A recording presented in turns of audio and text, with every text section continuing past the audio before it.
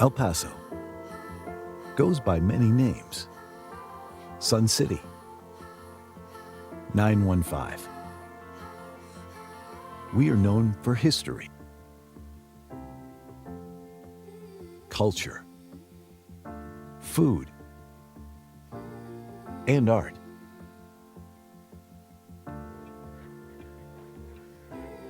In the early 1900s, development and commerce in El Paso revolved around mining and trade. The nationally recognized mission trails are just one example of the many historic sites that portray our region's rich indigenous and colonial history.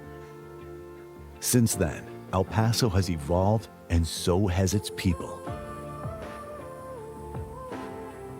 We take great pride in nourishing a skilled and capable workforce, with 72% of our population being bilingual.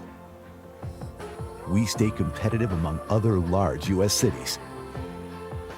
The region's border location boasts a major trade port.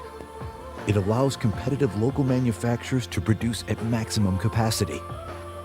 Fleet systems are capable of worldwide distribution of parts and products.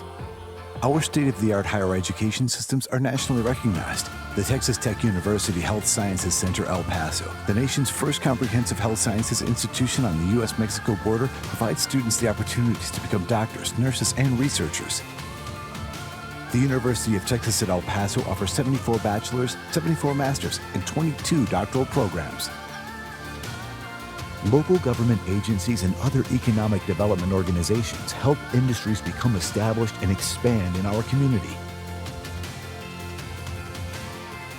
The County of El Paso is great for business, but we also keep true to our southern hospitality with plenty of outdoor recreation options. It's easy to keep active in El Paso.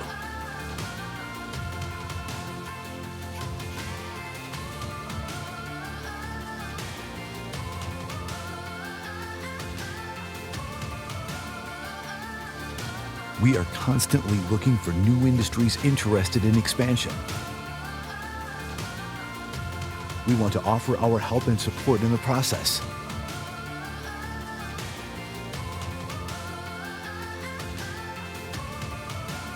No matter the name, El Paso is proud, strong, progressive.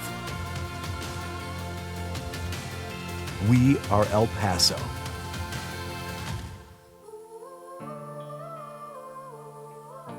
Come see what we can do together.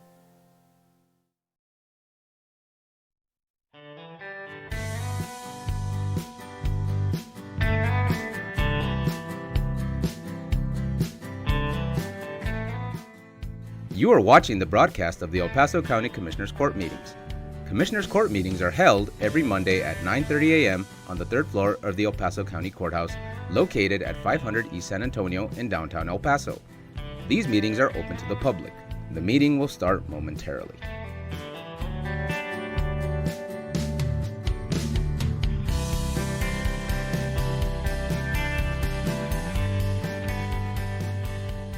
The Escarrete Golf Course has a new number. You can now call the Pro Shop for daily specials and tee time information at 915-771-2392.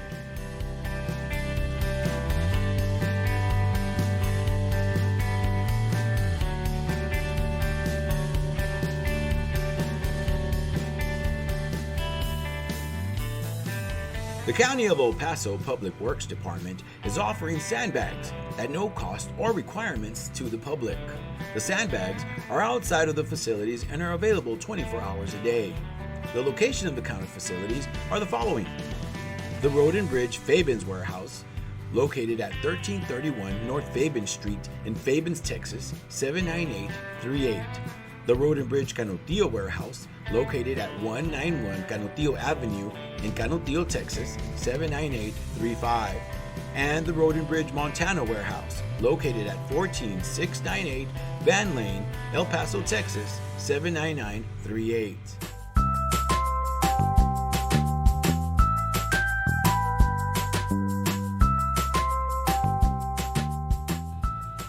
Don't wait in line, pay online. Visit the Financial Recovery Division website at http://www.epcounty.com/budget/financial recovery.htm to make your payments online or find out more about our kiosk locations. We now accept payments on misdemeanor, felony, and justice of the peace cases.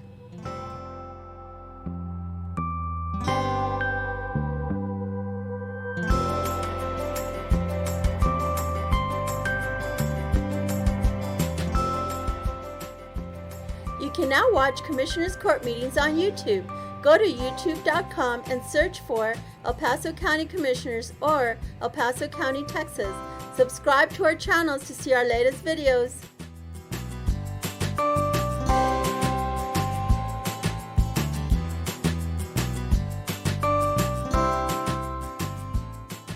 Did you know the County of El Paso's Purchasing Department is responsible for ensuring that all items and services needed by various county departments are purchased in the manner required by the state of Texas? Whether through formal sealed bids or smaller dollar quotations, the county purchasing team is dedicated to finding the best contracting return on your taxpayer dollars. Additionally, the Purchasing Department is responsible for the tracking of inventory within the county and properly disposing surplus through public auctions. For questions about how to become a vendor and compete for county contracts, or to learn more about public auctions, please contact us at telephone number 915-546-2048.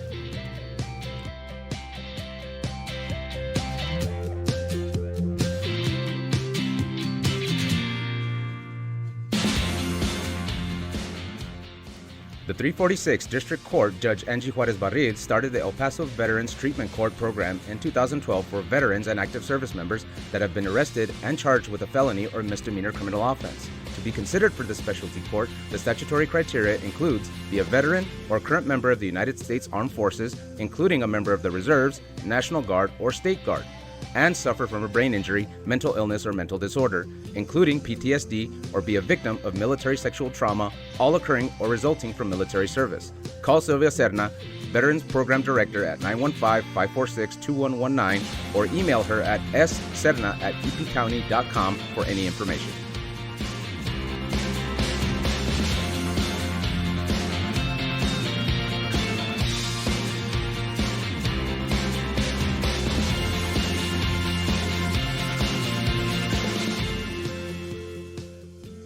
Did you know that the County of El Paso's fixed asset control and inventory disposal is handled through the Purchasing Department?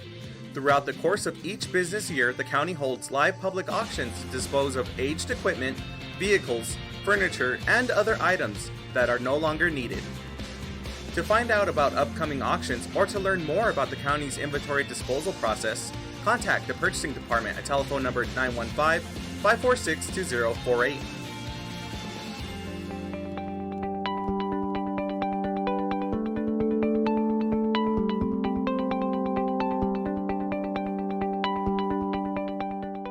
You are watching the broadcast of the El Paso County Commissioners Court meetings.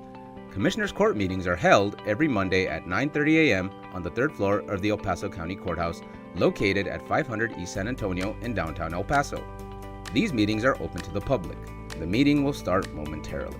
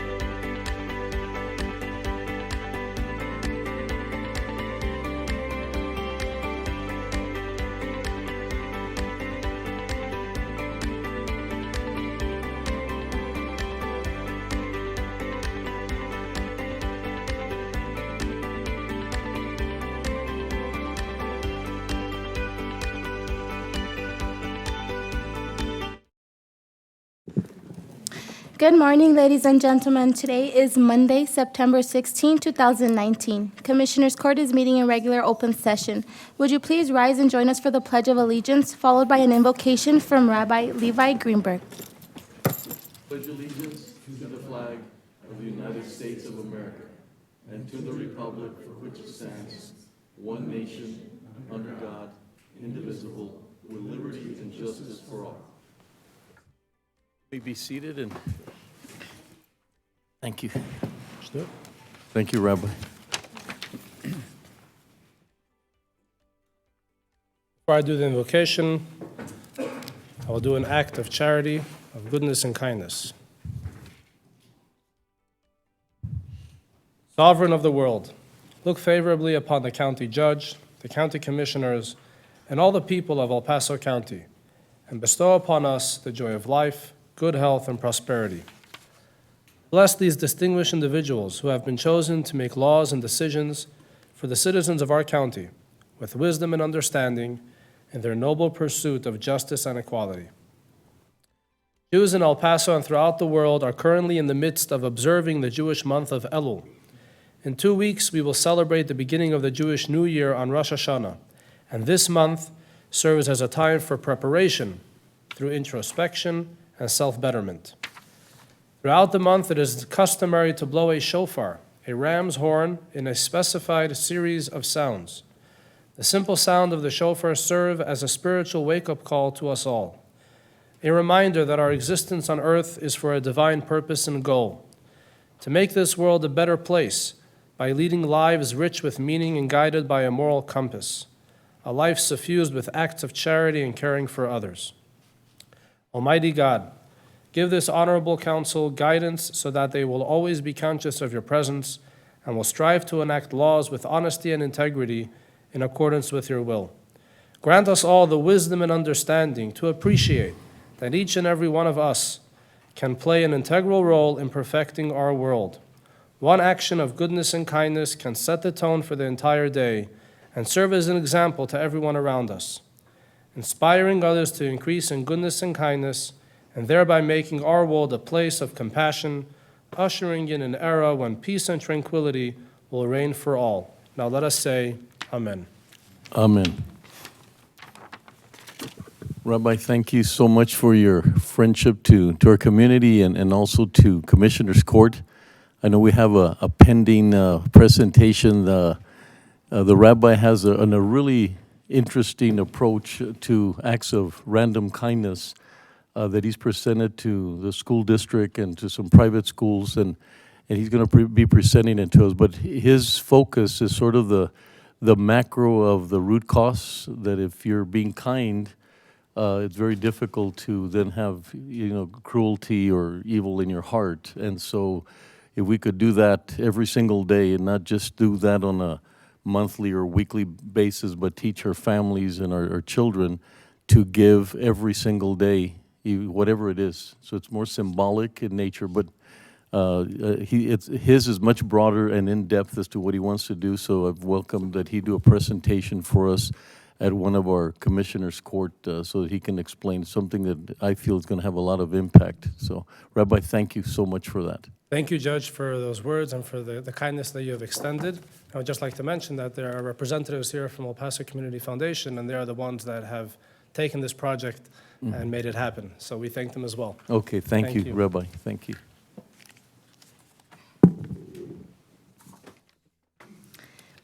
Item number 4 is the consent agenda composed of items 4A through 4U. Are there any items the members of the court or public would like to pull for individual discussion? Commissioners? Motion to approve. Second? Commissioner Perez? Aye. Commissioner Leon? Aye. Commissioner Stout? Aye. Commissioner Robinson is absent. Judge Samaniego? Aye. Motion carries.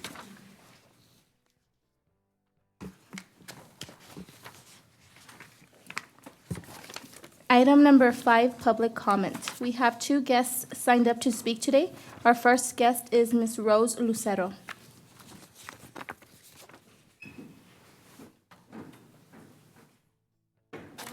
Good morning.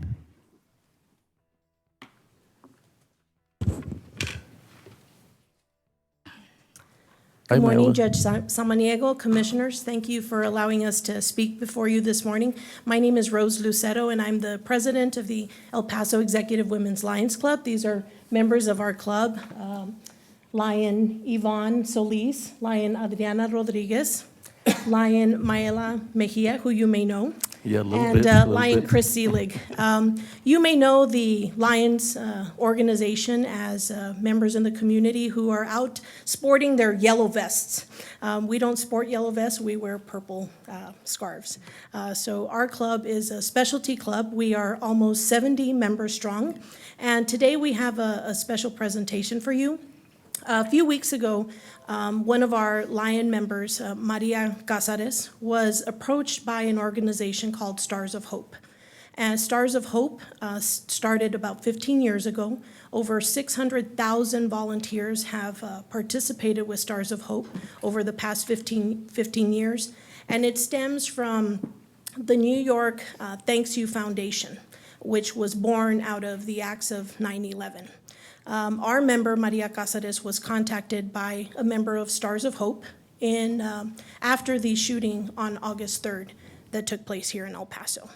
The purpose of this program, it's a therapeutic art program where victims and members of communities who have suffered a tragedy, whether it be man-made or Mother Nature, get together and paint stars. And at that point, they send them out throughout the country to other communities who have suffered a tragedy.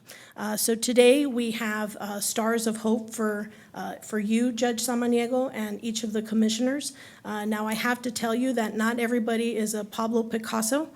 So we do have one that is a stick figure drawing. It's personally my favorite. And we'll leave this one for Commissioner Robinson because he's not here today. But if you will allow us, we really want to just present these stars to you today. It's for you to be able to hang in your office and display those at your leisure. We are also planning a painting party so that members of the community who have experienced this tragedy that took place on August 3rd can come together and paint their own star and send it to another community who has suffered from some kind of tragedy throughout the United States or nation or worldwide. Thank you. We have already hung stars throughout the community. We have hung them up naturally at the memorial at Walmart. We've hung them out at public parks, at schools. We've given them to fire stations, police stations. I don't know if we've made it out to the sheriff's department, but we'll certainly do that. And we're still trying to get stars out. So we thank you again for allowing us to be here today. Thank you. Anybody else want to see if Mayela? You.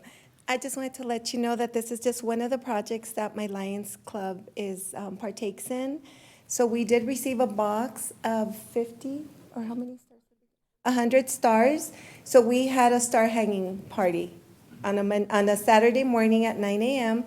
And we just hung them up everywhere. We went to trees where we thought, just so that somebody could see a happy and loving thought when they woke up. So we thought it was very nice, and we thought we would share it with Commissioners Court, just because you guys are so giving and always support our community. So thank you for everything you do. No, thank you. Besides what the Lions does in general, which is quite a bit, and then knowing about this specialty, I didn't know that part of it. But we were talking about that earlier this morning, that the victims and there's a lot of focus on that, and of course we encourage it tremendously. But we also encourage this macro of the whole community being affected. And so we want everybody to make sure, everywhere that I've been at, I talk about that if you're feeling you had nothing to do with it, there was you live far away, nobody was related to you, it doesn't matter.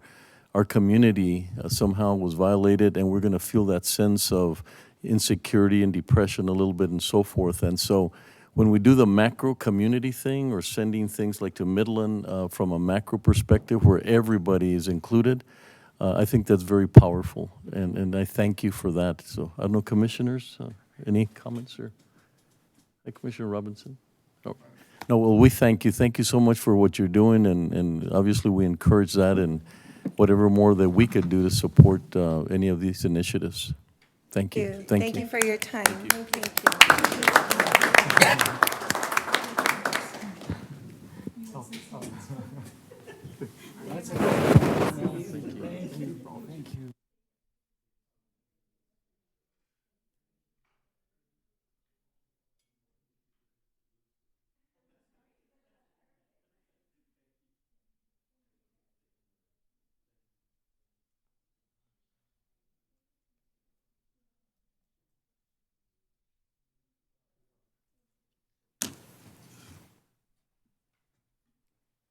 And just in closing, I'd like to say, I know that you're going to discuss a resiliency center today, so we would be delighted to put some stars aside for you, get them framed, and have those available in your resiliency center. Nice. Betsy, that's the person right there. And there's other people here, Nicole and... Absolutely. And we'll keep you posted when we have our painting party. We'd love to have you there. Thank you. All right. Have a wonderful day. Great therapy. Thank you. Our next guest we have signed up to speak today is Mr. Pierre Andreu Zárraga.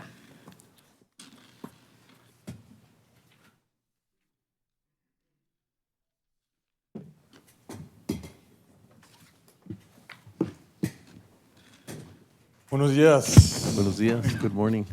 Feliz día de independencia a los vecinos México, ¿no? Woo! That's my grito. We have to help them celebrate independence. Hopefully they help us. Cuando viene el 4 de julio, ojalá que nos ayuden a celebrar nos día de independencia y hoy vamos a ayudar a ellos que celebran su día. Pero hoy nomás vengo yo nomás para invitar a ustedes, el condado de El Paso, los residentes de El Paso, los residentes de Texas, de los Estados Unidos, también residentes de Ciudad Juárez, Chihuahua, México, a 17 Challenger, hoy a las 4:20. Voy a hablar a la gente que vayan de las direcciones que necesitamos ir. ¿Quiénes nosotros, los americanos, americanas? That's Spanish for Americans. So today, please come out if you have a minute or two, ladies and gentlemen. 420 1717 Challenger. I'll be speaking to the people about independence, what true independence is. The left and the right. We'll be talking economics, and hope to see you all there. 420 1717 Challenger. All Americans. Thank you. We'll see you next time. God bless. Thank you.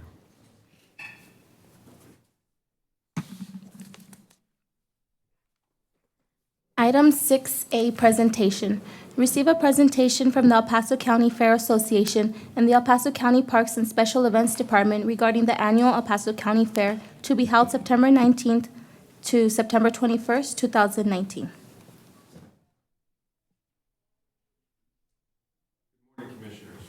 Morning. Good morning. Morning, County Judge. I am happy to be here on a much happier note than I saw everybody the last time. Thank you. As my nighttime job, I am the president of the El Paso County Fair Association here in El Paso. I've been in that position now for about, I believe this is either my 5th or 6th year. Every year, I try to make this, our event, bigger, better, and more community inclusive. That's not always easy, but luckily with the help of the folks down at the El Paso County Coliseum, your help, and the community's help, every year we've done just a little bit better. I've got some things that I'm going to hand out to you at the end, but I want to just do a quick rundown of what we're dealing with. So youth exhibitors in either 4-H or FFA from El Paso, Culberson, Hudspeth counties in Texas, and Doña Ana and Otero counties in New Mexico are able to come exhibit at the El Paso County Fair. That can be livestock, that can be arts and crafts types items, or machinery, type stuff, welding, projects like that, wood. Everybody has to be between 9 and 18 years of age, although this year we are opening up arts and crafts for a secondary thing for adults. But our goal every year is to lift up the youth in our area.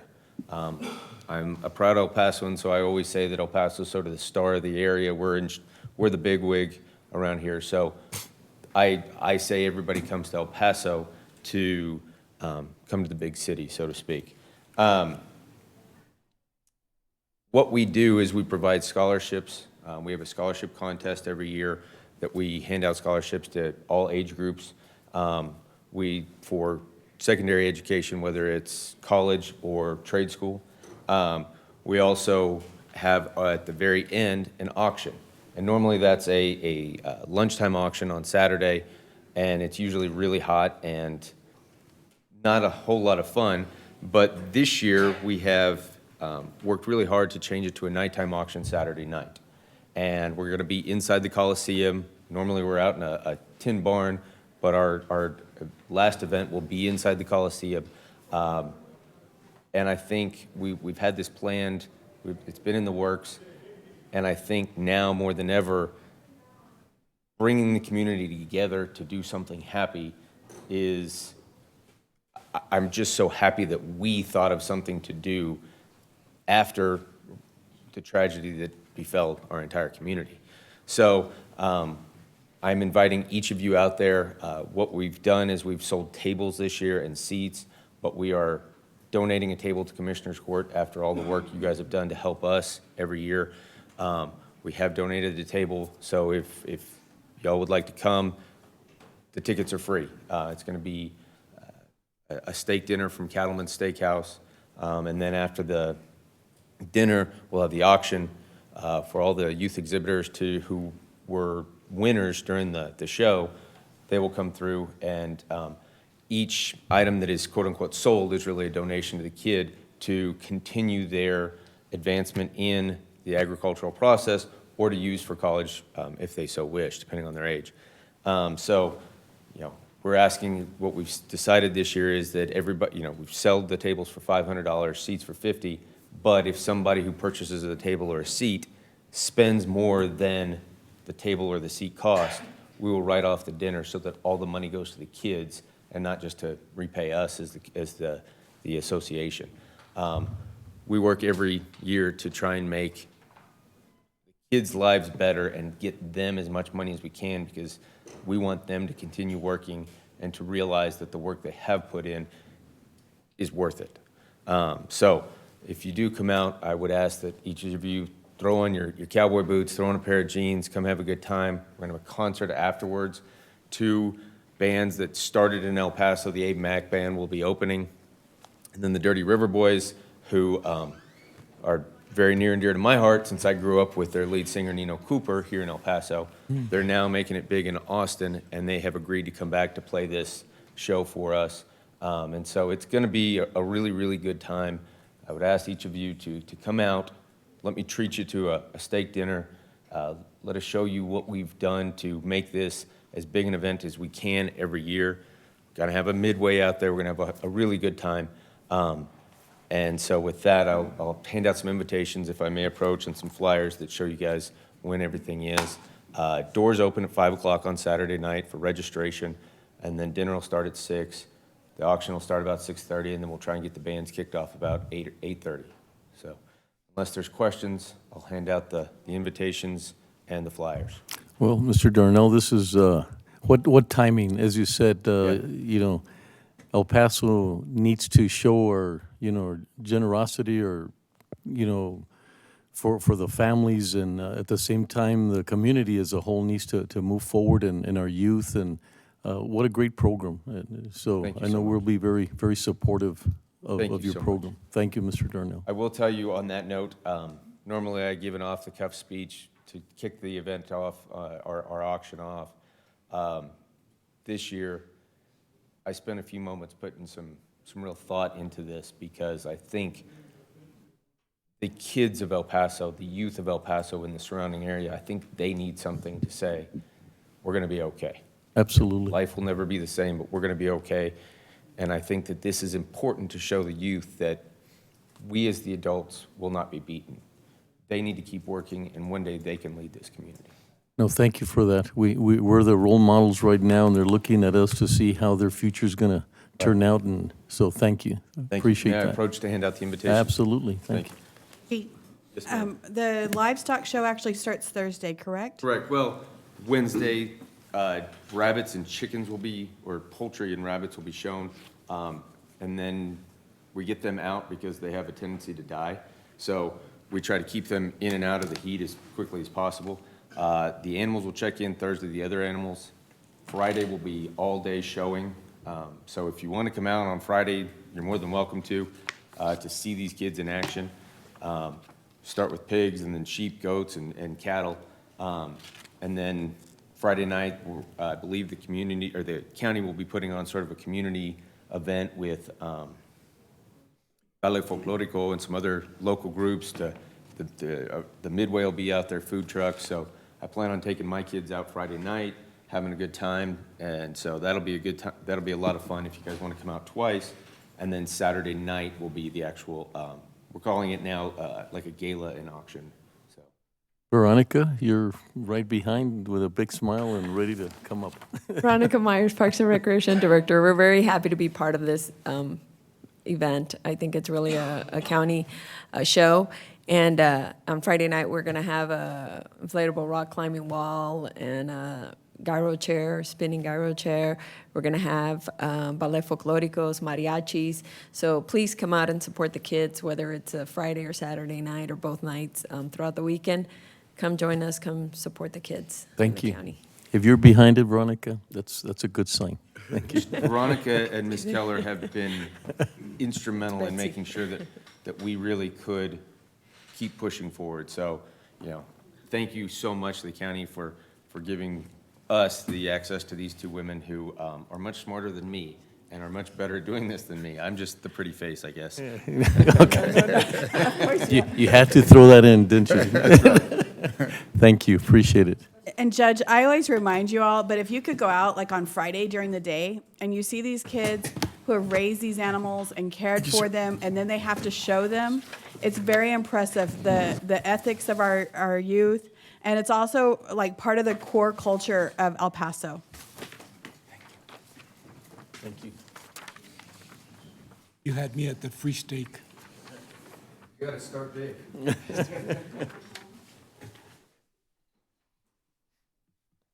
I gotta confess that this was Veronica's idea to put together these packages for y'all. It was a great idea. We were gonna send y'all invitations. She said, let's spice it up a little bit. So in there you'll have some hats that we've had made that we sell. You guys don't have to buy them. And then some koozies that we also sell. Obviously you don't have to buy those, but that way you keep the shade out of your eyes and your drink cold, and then the invitation to come out and eat a free steak on us. Thank you so much. Thank you all. Unless there's anything further, I'll get out of your hair. Thank you. Thank you. Appreciate it.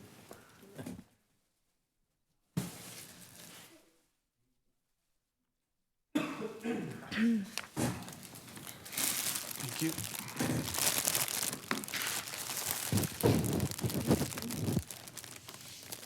Item 6B, accept the 2019 Achievement of Excellence of Procurement Award given to El Paso County by the National Procurement Institute.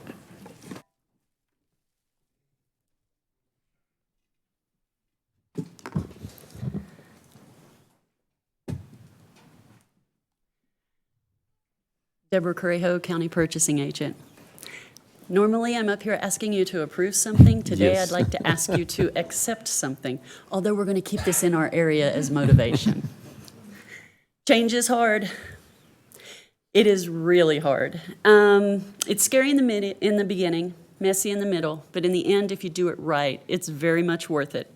My own staff's heard me say this since I stepped on board in 2017, and individually, by division, and department-wide, county purchasing's been undergoing what I call a phase 1 turnaround, which means we were in a place we didn't want to be, and now we're in a place where we're positioned to do better things. More importantly, they've not only been in it, they've succeeded in a little less time than I thought it would take. I'm very pleased to announce that the County of El Paso has earned the prestigious 2019 Achievement of Excellence in Procurement Award. We short-term it the AEP because that's a lot of words to say if you're going to refer to it, from the National Procurement Institute. This prestigious annual award and validation process is in its 24th year. This is the very first time the County of El Paso has been able to achieve this award. It is not easy to get. It's the first time the county's been in a position to submit our processes and our policies to be evaluated and earn it. It's sponsored and promoted by all major purchasing organizations in both the United States and Canada, and it can be earned by any public agency that's willing to catalog and submit processes for validation against nationally standardized criteria in the purchasing arena. The goal is to recognize in 5 categories: innovation, professionalism, e-procurement, productivity, and leadership. When I first got here in 2017, El Paso qualified for 35 of the minimum 100 points. In a 2-year period, we qualified and earned it with 110 points. That means we did a complete 180. It's something to be very proud of. On a side note, and even better than I expected, 2 categories in which we submitted were recognized as model submittals, and in the 2020 cycle, they're going to be presented nationwide as an example for other counties to follow. The AEP is definitely not easy to obtain, and many, many hours of work have gone into this. But even with my pride in my own team's success, and I know they're proud, they pass this around like it's some type of, idol. It takes a village to affect this type of change. And it has to be recognized at this point that as the county's commissioners, as the county commissioners court, each of you bear responsibility in the earning of this award, because every week you approve new procurement processes, and I've probably thrown things in front of you that have needed multiple rounds of explanation simply because it's never been seen in the county before. And you've trusted me. You've trusted me to bring you accurate information and tell the truth, and when something comes up, you've trusted me to come back with the correct answer. I appreciate that so much. Each of you can take pride in this award, because each of you, by your support and the questions you ask and helping make us better, have earned this as well. The members of the purchasing board, currently Judges Navarrete, Judge Dominguez, Medrano, and County Judge Samaniego and Commissioner Perez, former board head Judge Salas Mendoza, and former Commissioner Haggerty. All of them have served on the purchasing board. So since 2017, each of them have had a vested interest in the success of the county's purchasing processes. They gave me unwavering support and solid feedback, and in some cases some very sage advice during my attempts to replot our path, reorganize staff and the workload, and stick our collective necks out just a bit in an attempt to be better. It's not easy to trust someone on the level I've asked them to trust me, but they have, and hopefully I've earned that trust. Primarily though, and this is what's most important, this is a purchasing award. It's given by the National Purchasing Institute. But this is an award the county earns, because it's incredibly important that each director, elected official, and anyone who touches the purchasing process realize that they have a respective stake in this game. As we've moved forward in the journey, departments have been open to change, even though it pretty much flipped their world upside down and did cause a lot to have to step outside of their comfort zone. They were very generous in feedback, both good and bad. They told me when things were going well, and they told me when things were going badly, and gave me a chance to turn it around. And that will go on forever. Constant feedback is important. And the departments trusted on some level that the changes we were trying to implement were for the greater good. And that type of trust is incredibly important. Please believe me when I say, this is not a destination for the county. We will submit our processes every year, and the requirements get progressively harder. This is simply a stopping point and a chance to recognize that as a county, we've done something pretty amazing. And it's been recognized, the changes we've made have been recognized as substantive, and they've been recognized on a national level. As we continue to reach for excellence, because we're moving on to phase 2, that includes getting the vendors involved in the process, teaching the vendors how to come to our doorstep, teaching them how to do business with us and trust us. I always say change is hard, but if we do it right, it's going to be worth it. There's going to be pain, but no pain, no gain. So Commissioners Court, Purchasing Board, and all El Paso County departments, congratulations on achieving this. A great deal of work has gone into getting us ready to go to phase 2. And at this time, I'd like to introduce to you my management staff, and they would like to introduce their staff. I found out recently that my staff is so used to toiling behind the scenes that getting them out in public almost scares them. And while we couldn't have everybody here because we have operational requirements that must go on, I would like to introduce the management team and have them put a face to the name for each of their staff who are doing this work. And trust me when I say, there is more change coming. We're not done. First, Joe Lopez, who is the assistant purchasing agent. He's been with the county 40 years. We would not have been able to move so far so fast if I did not have his support and his institutional knowledge. He is definitely one that stays behind the scenes and does not like accolades, but it's time to bring him out because he's stuck with the county through thick and thin. And I know I can't keep him forever, but I'm going to try to keep him as long as I can because we've got a lot of changes to make. Formal bid supervisor, Elvia Howdigi.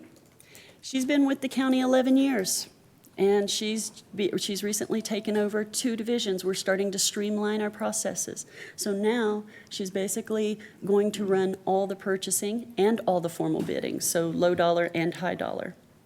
And my supply supervisor, the newest member of our staff, Dartwan Barnes. He's taken over the supply division. We do not currently have an inventory manager, so Joe will be speaking to that.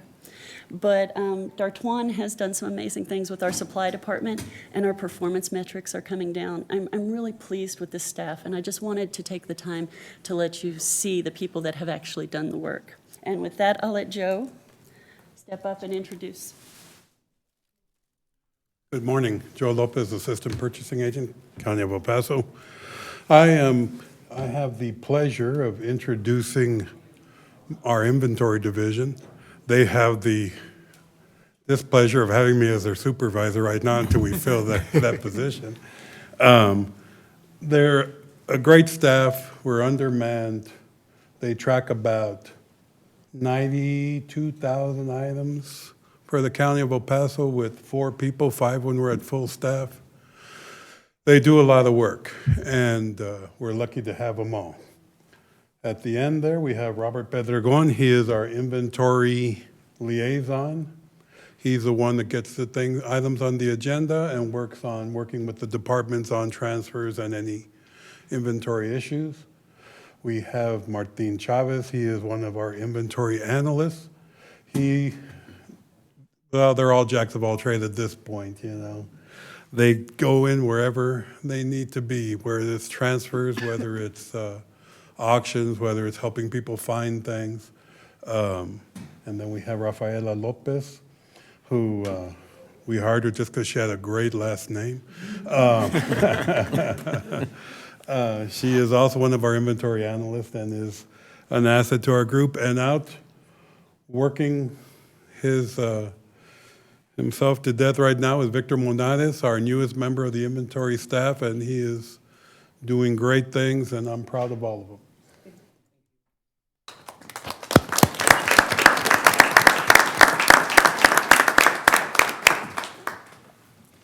Good morning, Elvia Jauregui, formal bid supervisor, and I'm going to introduce my staff. Araceli Hernandez, she's our formal bid buyer. Blanca Blanca Huereca, a procurement data analyst. And D. Chavez, he's our administrative assistant. Arturo Caballero, he's one of our buyers.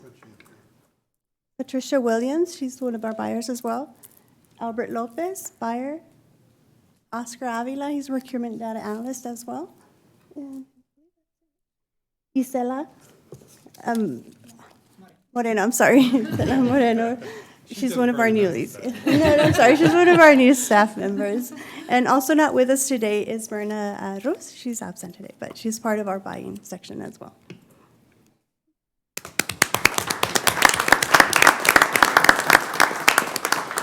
Good morning. Morning. Good I know they morning. might have tricked you. They wanted to save the best looking for last. So that's why I came up last, just so if you guys were wondering.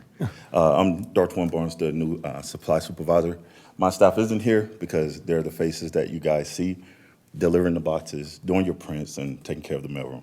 That staff would include Mr. Adrian Molina, Ms. Samantha Brunson, Mr. Marco Gallardo, Ricky Carl, and Mr. Richard Howdige. This staff is working intensely to make sure we meet all of your demands in a timely manner. Thank you guys so much. Thank you. And that concludes the presentation. I just wanted you to meet the staff. They're working very hard. But don't forget that everybody in the county is undergoing these changes, and we couldn't have done it without them as well. Well, you know, I really want to thank you primarily the way you're recognizing each one of you, and I congratulate all of you and how it reflects on us. You know, we're trying really hard as a county to take the lead in as many roles as possible. We're working close with the city. We have someone in the audience that should be part, Judge Vogt was also part of this recognition, and so I thank him. I know he's here for other things, but he probably, he could say he was here for this, right? Yeah, okay. Yes. No, but really that recognition is so important for us. You know, the city is also working on a Community of Excellence Award, and these are the kinds of recognitions that add to that we contribute directly to this, community of excellence. But just having everybody here and that you're able to sense part of that recognition and to be here, you know, hearing the words of your leaders, people like Joe, like 40 years. I mean, that's a great accomplishment and a lot of contribution. So we thank you for being here. We thank you for being on this journey. And you're absolutely right, Deborah, that it's a journey that now you set a standard for yourselves and for the county. And no pressure whatsoever, but it is a standard, and now your trajectory is going to be very different as far as the kind of quality and excellence that you'll be having going forward. And we always, as a commissioner's court, that we're supportive in the things that you do so that you can be even more successful. So we thank you very much. Commissioner Leon? Yes, thank you, Judge, Commissioners. And Deborah, thank you very much. You know, I call you a lot of times in issues that come up, and if you don't know the answer, you get back to me. But really, this award is for our citizens. They have a very honest, very transparent, very professional purchasing unit. And if there's an area in any government, whether it's county, city, it's in that purchasing. And it can get so many into so much trouble that, as you know, history speaks for itself. But this recognition, where other counties of Texas and other nationwide, other entities will be calling us as best practice kind of, is really an honor. So congratulations to all of you. Great job. And thank you for making El Paso County look good. Thank you. Just want to thank Commissioner Perez also for being on the board, but he has a few words as well. And thank you for, you know, when you first came on board, this was something that you had envisioned and that you had wanted to the department to strive for. And so I thank you, and I thank the entire staff. And I know during purchasing board meetings, you've made an effort to also bring staff to the meetings as well, so that you know, there's just a more inclusive environment. But we're all really proud of the efforts that you've put in, and again, thanks to the other members of the purchasing board who volunteer their time to do this. But we really are very proud of all of you. And just as you said, this isn't an end. You know, this is you know, just part of the. Actually, I think this is analogous to what happened in the medical examiner's office. You know, it was a goal to have the medical examiner's office nationally accredited, and you know, and it was a big deal when they received that accreditation. But I know this. I just want to say this was something that you'd envisioned at the onset, and I'm just very proud and pleased that you stuck through it, that you set ambitious goals, you know, for the department, and I'm sure, and I know it was a lot of work for everybody to achieve this. But just thank you for all your efforts. It really is, as the commissioner said, it's a great reflection for the county, but it really says a lot to the citizens of El Paso about the performance of these departments. So. Thank you, Commissioner. Commissioner Robinson. Good morning, everybody. You know, in the short period of time I've been here, the thing that it impressed me, Deborah, about you and your staff is the professionalism. I'm aware of some of the pitfalls that you inherited when you came here. Even though I wasn't here, I was on the other side of the city, but I was aware of some of the things that transpired, which was kind of disturbing. But you've come a long way, and I know you got a ways to go yet. As you say, you still have goals that you've set to attain. But I would just appreciate everything you do. All my dealings with you have been very professional, and I appreciate everything you do. Thank you, Commissioner.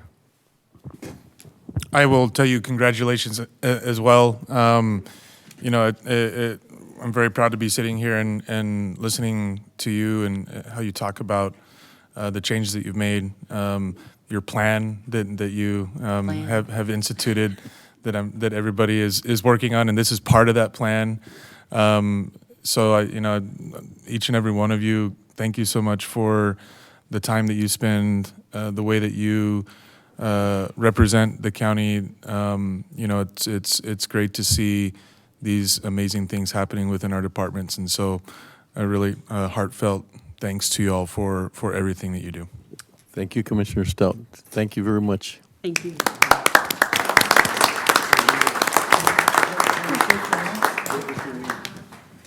Let them touch the obelisk of greatness.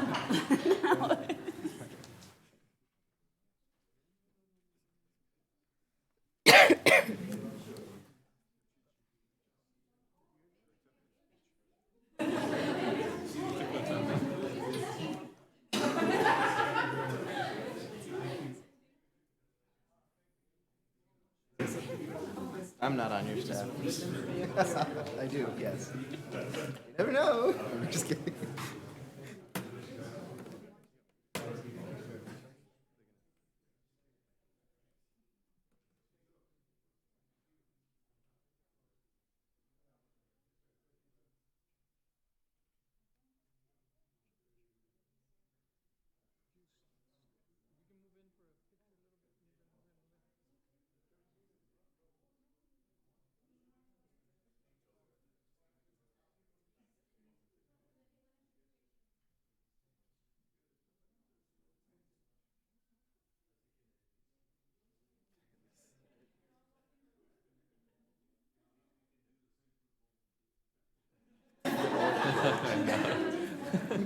Commissioner Robinson.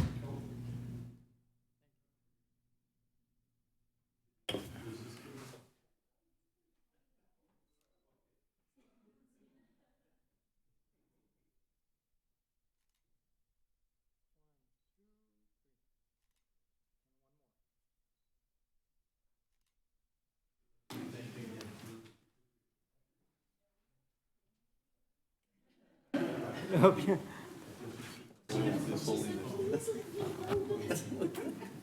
Thank you so much, Deborah. Congratulations, Deborah.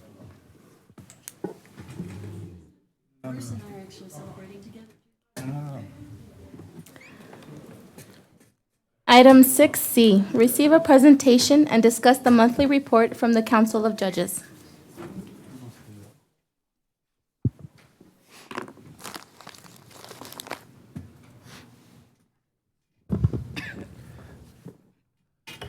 Good morning, County Judge, Commissioners. Good morning, Michael. Oh, good morning. My name is Mike Kikero, the Executive Director of the Council of Judges. And I must say I'm very impressed and very pleased for our purchasing department. We rely on them to help supply us with a number of things, but also to make smarter decisions when we're trying to purchase items and technology that help us improve our efficiency. We'd also like to congratulate you on the passage of the fiscal year 2020 budget. And thank you for your consideration of our judges, our staff, and our ongoing efforts to improve justice. We share an interest in cooperation and efficiency, and we're engaged in a number of collaborations right now across the county that we'd like you to be aware of. We're working with the Sheriff's Office and the Clerk's offices on improving the warrants process. We are working with county admin and other elected officials on justice leadership. county administration on contracts, and with our district clerk on issues of public transparency in regard to the August 3rd shootings. We're not just collaborating inside El Paso County, but we'd like you to be aware of efforts we're making with other agencies outside the county. In July, we hosted the management from the Texas Center for the Judiciary. They toured hotels and the downtown area and worked with us on a new education program for magistrate judges. We have been anxious to bring judicial trainings to El Paso, and we are tentatively scheduled to host one of the first magistrate trainings in Texas sometime in January or February. In addition to educational programming, we have requested technical assistance from Austin to pursue our strategic initiatives. Later this month, the director of the Office of Court Administration is coming to work with El Paso's courts to help develop local time standards, pretrial improvement, and to talk about our effort to be the first county to have its court system recognized as a court system of excellence. Court security is also on our radar.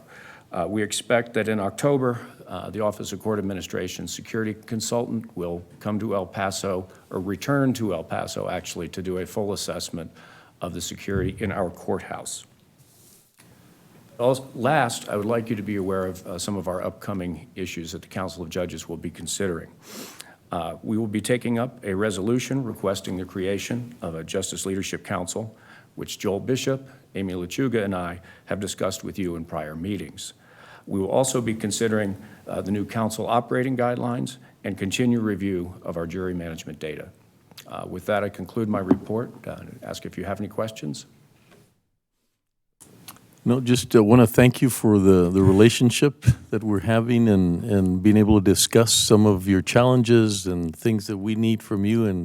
And so we will be talking a little bit about, you know, some of the things that we'd like to work with and some of the things you would like to work on. And so I really thank you, Judge Chu and Judge Morales, for the relationship and the openness that they've showed since I've been here. It's been very educational for me and just very positive. So thank you, Michael, and thank you for your relationship with people like Joel and others from our organization. So thank you. Well, and we appreciate it. It's a reciprocal relationship that we work together on behalf of our citizens, and we're very proud to do that, and proud to do that with you. Thank you, Michael. Thank you. Appreciate it. Thank you. Item number 7 from the regular agenda, approve and authorize the county judge to sign the interlocal contract between the Department of Information Resources and El Paso County related to the use of the DIR Shared Services Master Technology Service Agreements. Furthermore, approve and authorize El Paso County Elections Administrator Lisa Wise to serve as a designated point of contact for this item. Contract number 2019-0631. Good morning, Judge, Commissioners. Lisa Wise, El Paso County Elections Administrator. We bring this here to you today as a interlocal agreement. Last legislative session, HB 1421 was passed. Part of that bill requires the counties to receive a security assessment. And if the funds are available and if the state recommends, the state does recommend, and the state has gotten into a agreement with AT&T to conduct the security assessment at no cost to the county. And so we just need an approval on the interlocal agreement. I also brought Mr. Gene Moore from AT&T to answer any specific questions you may have about the assessment itself. It's Mr. Moore. Mr. Moore. Yeah, would you like to just sort of debrief us quickly as from your perspective of AT&T? Sure. Thank you, sirs. This assessment is provided via HAVA funds that Lisa had mentioned. It's 100% free to the counties. And the assessment itself will consist of a 2 to 3 day visit from local folks on our team that will come out here, actually go through your IT systems for the elections, from a vulnerability scan, from a penetration. We'll also look for malicious software and such. Then we'll work with Lisa and her team to look at all the processes and controls that are involved in this election, as well as physical security. Then we'll leave, we'll do some remote work off-site for probably 4 to 5 weeks. Some dark web scanning, chat rooms. We'll look at any illegal type of conversations going back and forth, culminating with a report that comes back to the county. And it is delivered to the county via a restricted server that Lisa will have authentication code to get into to download. Then we'll have a wrap-up call for however long it takes, 2-3 hours, to go Q&A, so we don't just deliver a report and then it's up to you to figure out and kind of turn it into the interpretation you want. We'll be able to walk through it, have Q&A, make sure you understand everything that is in there. The risks that we find most likely will be fairly numerous. At that point in time, we'll rank them from critical down to low, so we'll know which ones to address first, as well as that report. Then that information the county information will be stripped off and provided to the state. So the state will receive the findings of the report, but they will not be receiving the county information for the report. So the report gets thrown into the aggregate with all the other counties that we're doing, and they do that by design because they don't want to get involved in the county business. It's you all's job to run the elections and things. And so at that point in time, we'll still be available to answer question and answer and those type of things. And there are approximately $13 million of funds that the state still has to help remediate. So any of the issues that are being found, hopefully they'll be able to fund as many of those as they possibly can. They have not made a determination yet on how they're going to distribute those funds, but that should be coming by the end of the year. In fact, I'll be in Austin Wednesday to present them with some templates and some guidelines and things as we're helping them try to help create that right now. So as I said, the first part of which is the assessment portion that we're talking about today, is 100% free. And the bill will never go to the county. It'll just flow straight from the state directly to the DIR. Well, thank you so much for your partnership, such a sensitive for everybody, and we thank you for having that kind of approach. Lisa, I went ahead and requested that on Thursday, the presentation, that if we could move it to Monday, and the reason for that is because we have more public available, and we have a compact on Thursday, and I wouldn't want to rush through it, and I know the commissioners are very interested in the presentation, but we also thought the media would be here. More people are interested on Monday, so that's the reason. Instead of having it on Thursday, if we could move it to Monday, unless Okay. there's The any. vote center update? That's the one, yes, okay, yes. Unless you have any concerns I about do moving not, it. no. Oh, well, I thank you for that. Thank you. Partially a request. I know Commissioner Stout, you had specifically asked for updates on that.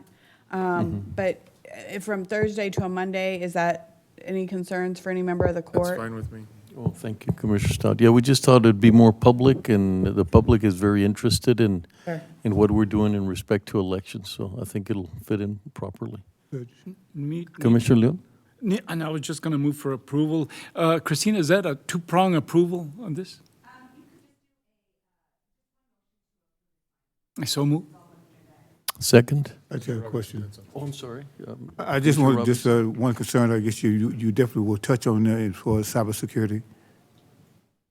Yes? I'm sorry, the what? Cybersecurity? Yes, that's basically what the entire assessment will be driven by, cyber issues that we may have from vendors or from outside. They'll do what they call a light penetration test, and check and report back to us for any vulnerabilities. Both internal and external? Both internal and external. Okay, great, thank you. Thank you. Commissioner Perez? Aye. Commissioner Leon? Aye. Commissioner Stout? Aye.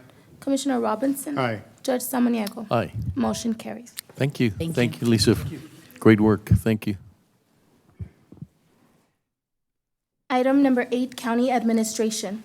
Receive an update on the timeline for the disbursement of funds to victims of the August 3rd, 2019 mass shooting through One Fund El Paso. Judge, Commissioners, I just placed this item on the agenda for the chair of One Fund El Paso, which is former County Judge Ruben Vogt. Good morning, Judge and Commissioners. It is a pleasure to be before you this morning. My name is Ruben Vogt. I serve as the chair of the One Fund El Paso Task Force. I would love to take this opportunity to provide you an update on the work that's being done by One Fund, the organizational structure, what we anticipate doing over the next several months as well. But before I do that, I wanted to thank Judge Samaniego for having attended our press conference on Friday. We were briefing the media on the work that we were doing, and he attended, so thank you for being there, Judge. We appreciate your support. Thank you. On August 3rd, our community suffered a tremendous loss, and no one could feel the loss more than the families who were impacted and the victims themselves.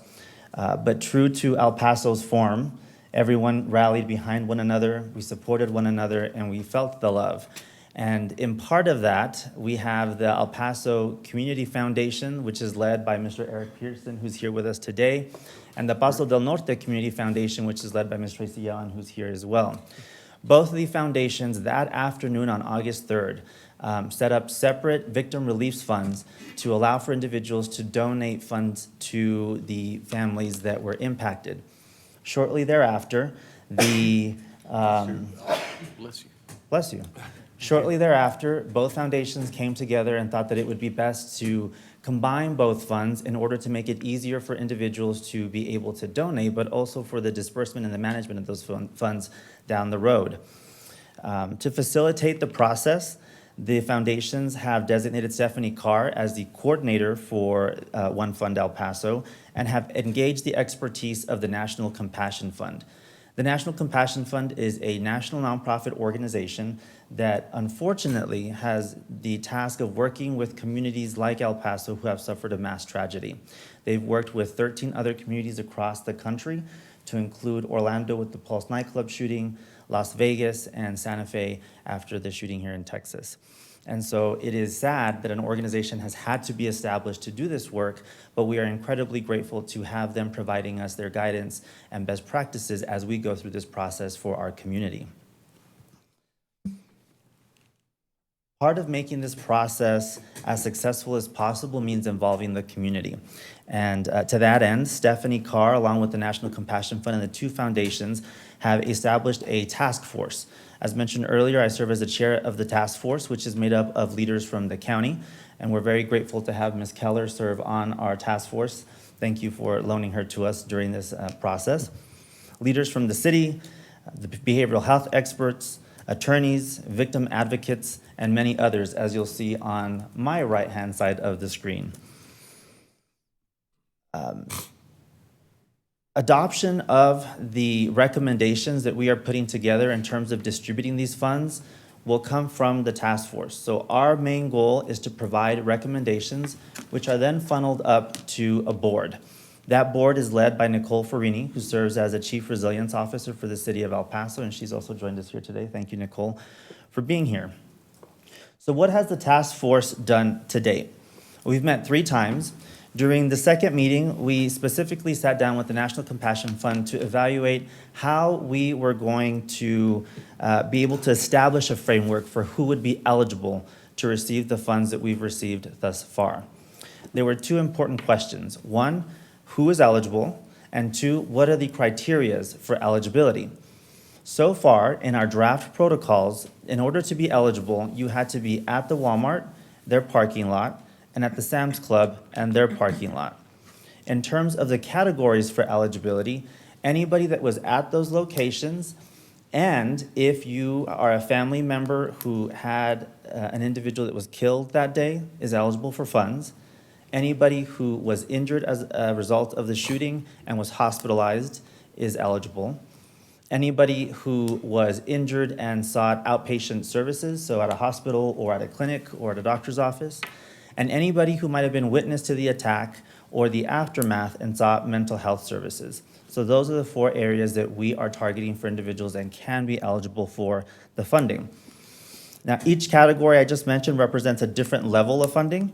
That amount will later be determined by the task force once we know the pool size of those that have applied for funding and the final amount of money that we have to distribute. I will mention that those are just draft protocols. Also included in the protocols that we've put out to the public are the application process and what that looks like, and what the distribution process and the validation process will look like. Again, these are all draft protocols that we have asked the public to take a look at.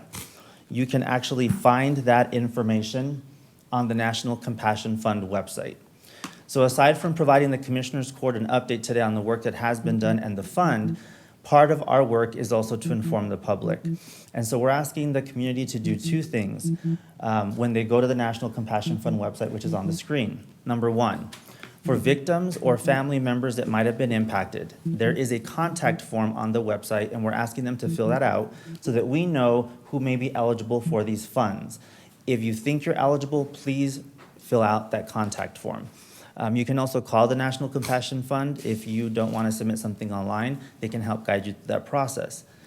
In addition, I've mentioned the protocols that we've put out to the public, which includes the eligibility, the categories, and all the other information around the distribution of these funds. These are just in draft form. And so we're asking the public to go to the National Compassion Fund website and also provide comments on those protocols. And the public can do so in 3 different ways. One, through sending them via email, which is up on the screen, onefundelpaso@nationalcompassionfund.org. They can also call the number that's on the screen that directs you to the National Compassion Fund, where you can provide feedback on those protocols. Or you can attend the town hall that we're planning on having on September the 26th at 5:30 p.m. at Bonham Elementary School. So what happens now after the committee receives the feedback on these draft protocols? I'd like to give the court an overview of our timeline. So on the 27th of this month, after our public meeting, we will convene another meeting of the task force to evaluate the feedback we've received. We're hoping that at that point, we can approve the protocols and make them final. That will help guide us through the process of distributing the funds. On October 10th, the National Compassion Fund will put out a draft app or an application for those that think that they are eligible for the funds to apply. After that, that will be available in both English and Spanish. I want to make it clear that any part of this process is available in English and Spanish. There are individuals that are ready to help folks over the phone. The information on the website is also in English and Spanish, and there are Spanish speakers at the National Compassion Fund that can help anyone that wants to call.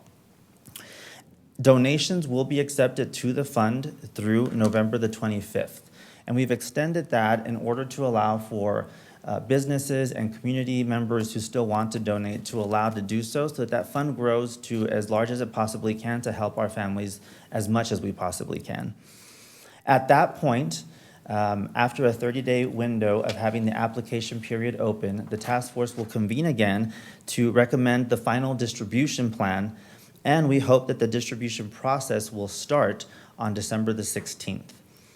For transparency and accountability purposes, we do anticipate having, actually we don't anticipate, there will be an audit that is conducted shortly thereafter in January of 2020 on the disbursement of these funds. There are a few items that I'd like to cover with the court in terms of questions that you might have received or you may have yourselves.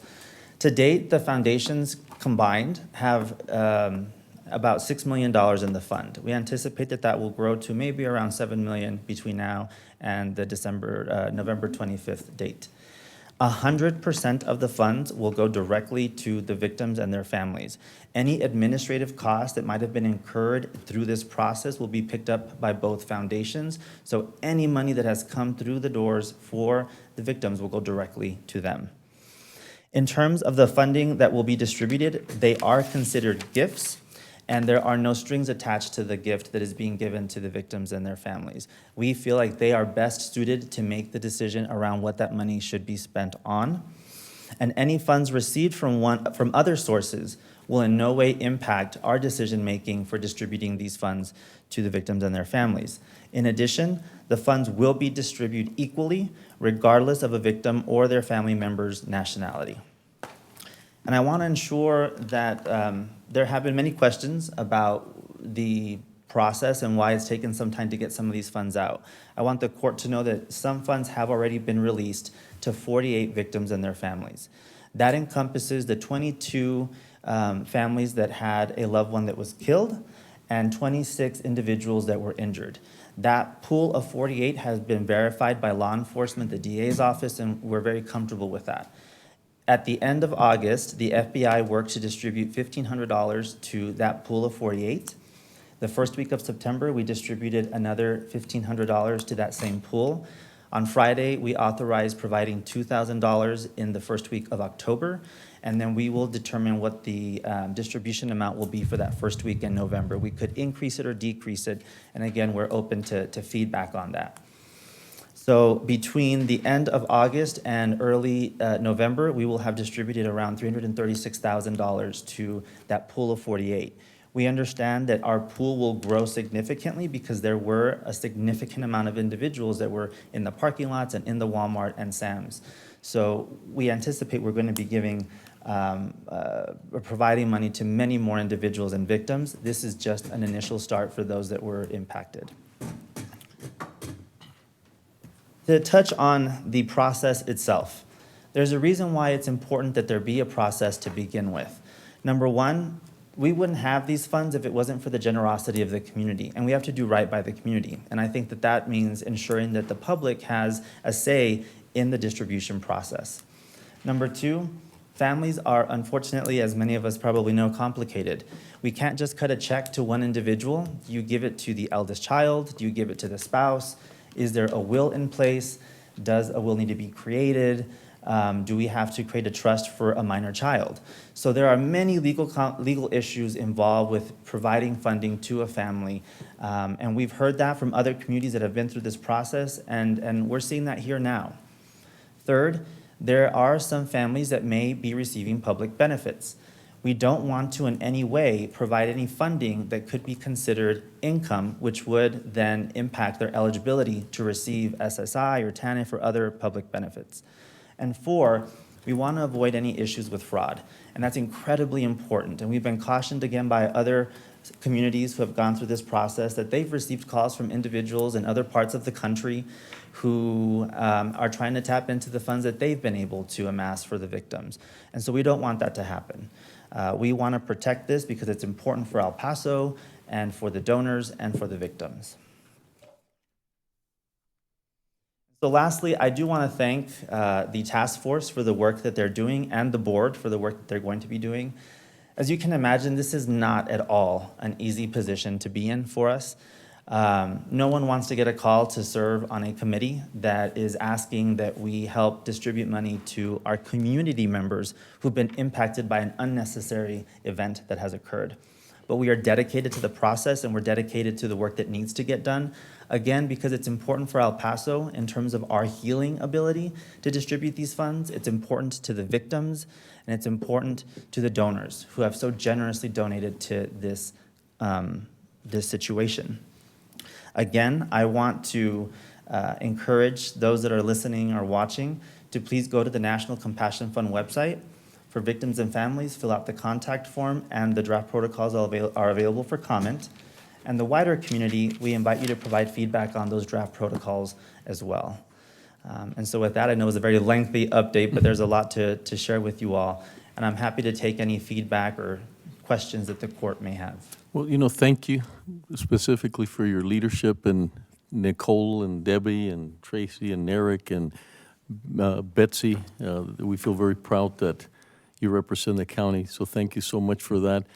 But I'm very impressed with how thoughtful, when you think about all the questions you have, you pretty much answered them. One, the 100%, that's always so important that, the people want to give, and that goes 100% to the families. Then you're raising that border between us, that the individuals in Juarez will get the same identical treatment, which has been something we've discussed here, where there's certain limitations in helping them, and it's different from helping the ones here in Texas and so forth. And just to know that equal treatment like that to our brothers and sisters in Mexico is really, really thoughtful. So no, I thank you. I'm just impressed with everything that you guys are trying to accomplish as you're going forth, and trying to help the families. So thank you very much for that. Appreciate And I'd be it. remiss if I didn't also mention Deb Zuluaga with the United Way, who's a part of the task force as well. I don't know that I'm missing Sanjay Mathur with the El Paso Community Foundation, and Betsy was, yes. Yeah. Yes, yeah. Betsy, any comments, since you've been pretty much involved in this? I'd love to hear.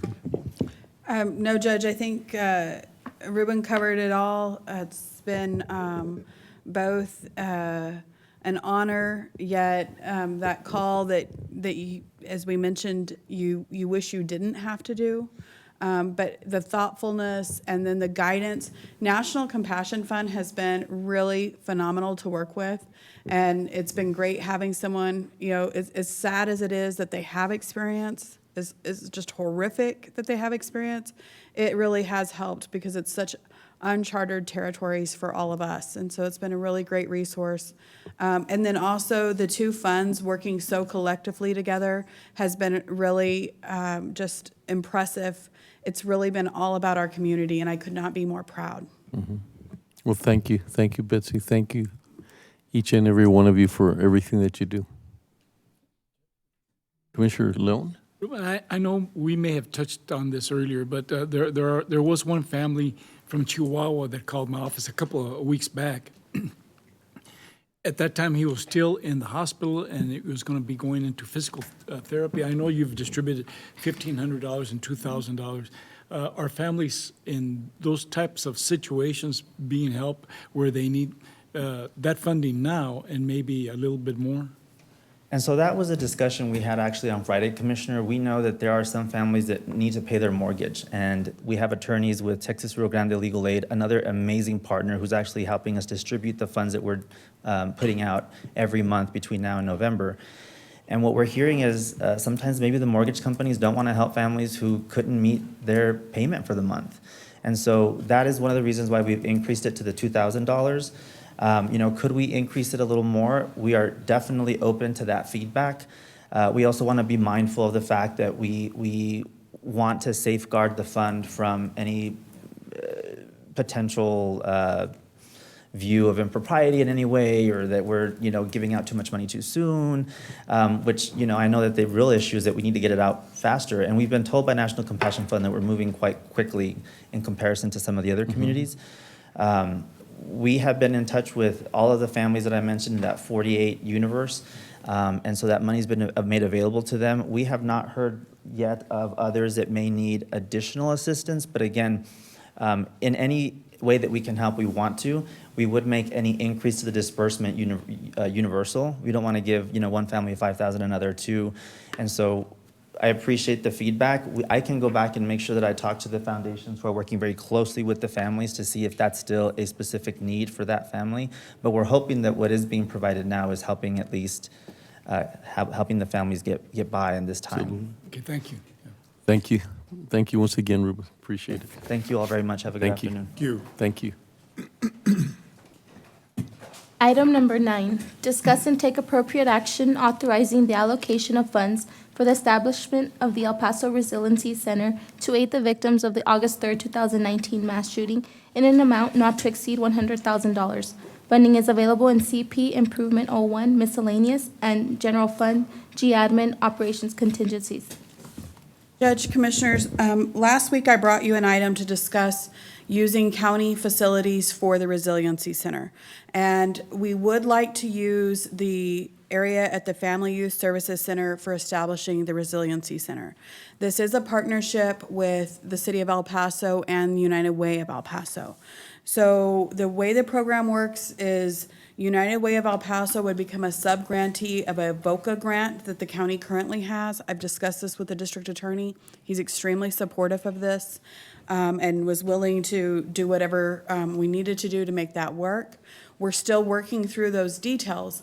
In the meantime, we'd like to move forward and be as prepared and ready as possible to open up this center for not only the direct victims, but also for the community, as you were mentioning earlier, for anyone who is experiencing any outcomes or any impacts from the recent mass shooting. So in order to get it stood up and opened as quickly as possible, there are some minor modifications and some other needs for this area. There's furnishing needs, there's lighting, some changes to the lighting in the area, some possible paint that we may need to do in this area. We do believe the grant would cover the majority of these costs, if not all. Part of the problem, though, is until we have this grant established, which we are working with the governor's office on, but they're also trying to figure out certain steps and elements. There is the possibility that anything you pay for in advance may not get reimbursed under the grant. However, we're working with their office to try to get everything reimbursed under the grant. There are certain things that are not allowed under the grant, anything major capital, which right now, we don't have any major capital expenses yet, and we don't have any immediately planned. We would like to be able to add more parking to the west side of the building, where it currently sits, and now it's like a rock area, and we've talked about paving a parking lot there previously, but that would be a major capital expense. I'm trying to negotiate with Chief Rodriguez on possible use of other funding for that if we do end up paving another parking lot. But in the meantime, the things that we need to do immediately, possible furnishings, definitely the lighting and the paint in the area. We asked for up to $100,000. Again, we would attempt to get it all reimbursed by the grant. But if any of these expenses are not able to be reimbursed, I want to be transparent and come forward and ask, would the county be willing to authorize us to spend up to that amount to get this center set up and ready to go? Betsy, you're real excited about the building. Tell us a little bit why you're excited. As I mentioned, and anyone who's been there with me, when you walk into that building, the Family Youth Services Center, you come to, first of all, it's not your typical government building. It was one of the most recent buildings that the county had built. It's also was green, one of the few green buildings we've also built. It has some energy efficiencies in it. It also is, a lot of people refer to it that it looks almost like a rec center from the outside. It's not, it's colorful, it's warm, it's welcoming. You walk in, there's a lobby, and in the lobby area, we have a television running that tells individuals who are visiting what types of resources are available from the county, and most of them are available right there at that building. So it's good information for individuals to have. And then in this particular area where we're looking at locating the Resiliency Center, you walk through another set of doors and you walk into an atrium, an indoor atrium. And it's very warm, welcoming. There's lots of beautiful plants. I wish I had those at my house. They're so beautiful. It's got a play area for young children. It's very calming. This building was specifically designed for this purpose. It was designed to help families and youth work together to get themselves on the road to self-sufficiency, on the road to just improving their lives. When it was designed, the architect that came in and helped us with that, they specifically designed it with that in mind, that it was going to be a healing place for families. And I feel like we are now moving with the Resiliency Center more than ever into, thank you all. The guys have brought up, our awesome team has brought up a picture of the outside of the building. This was during construction. And you also see there's this outdoor area that we could even use for meetings, like on a Saturday out, just for meeting or groups to gather. But this was the design and intended purpose of this building. And I think this more than ever helps us fulfill that purpose. And as I've mentioned, I walk into that atrium and I immediately calm down a notch, and then you just feel the warmth when you're there in that building. That's the atrium area there. The floors are underneath the play areas. We all are conscientious when we walk through it because it's spongy and, it's really a welcoming environment for families and for youth. And we think it will be a good location for this purpose. No, it's really very nice. And, I personally, and I'm sure the rest of the court feels, very proud that we're able to offer something like that and be part of this moving forward and taking care of, in the macro, as I said earlier, of all our community. And then the idea of having other agencies available there is just one more added feature to that. So Sure. The grant would actually fund the staffing. The staffing would be why United Way would be a sub-grantee. So it would fund the staffing in this area. United Way is looking at having what we call like care navigators or care managers. Excellent. They're helping families get linked to resources they may need to help them through the healing process. There may also be some on-site counseling available. In that building, we already have EHN, who has offices in the building. We have our general assistants. We have juvenile probation actually has some offices in there, county attorneys. So we do have resources in the building as well. It just is an overall good location. And some of the other startup expenses that we may have, and again, we would try to get reimbursed for, would be also if there's any things with switching over network connections or getting the rooms ready for United Way to staff and provide the services. well, United Way, there again, thank you so much. And anybody else would love to make a comment, or Debbie?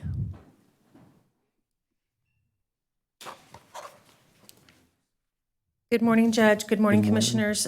Thank you so much.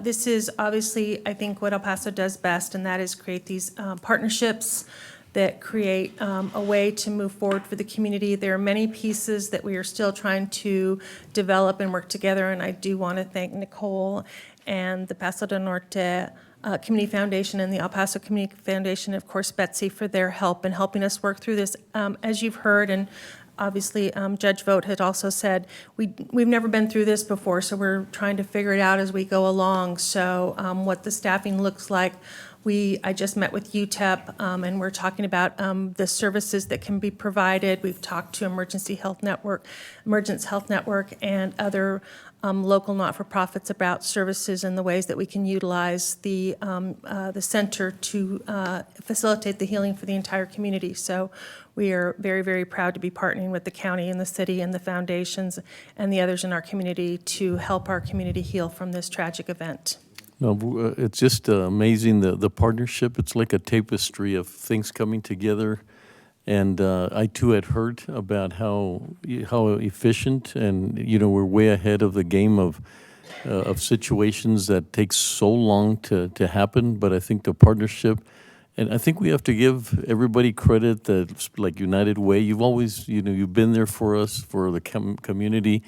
And now this strength is coming together, and we're showing how thoughtful and how efficient we could be with those partnerships. Thank you. And I'm not sure if I mentioned it, but also a big thank you to the city, to Nicole, Absolutely. her department, and to Chief Rodriguez and Chief D'Agostino for their support. And it really is what El Paso does best. We work together and we get things done. Yeah. Thank you, Nicole, as well. Thank Thank you. So we'd just like to make a move to accept the.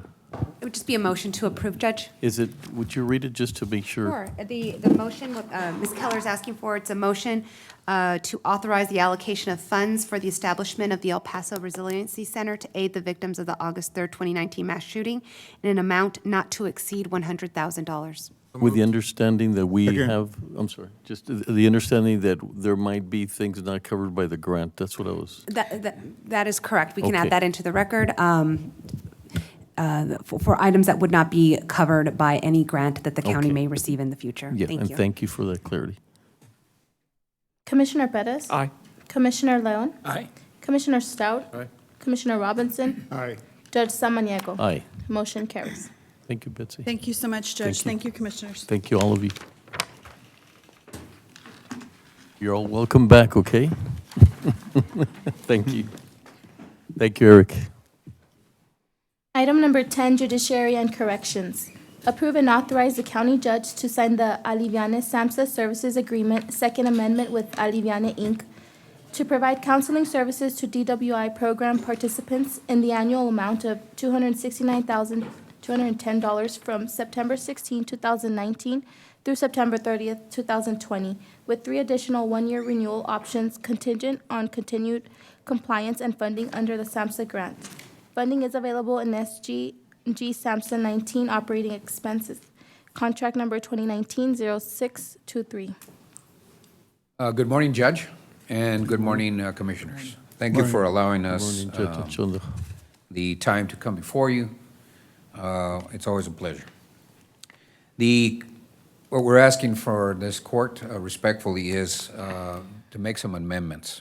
This is pertaining to that SAMHSA grant we received to be able to help the DWI intervention and treatment program, and to allow also to provide these services to these participants so that they can restore their lives.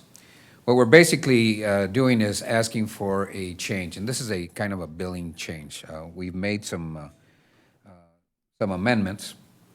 We've cleared it with legal, so we wanted to make sure everything was kosher. And basically, we're going to be going to a billing cycle, which is only billing for services that are provided to these individuals, rather than paying them salary as that's the way it was before.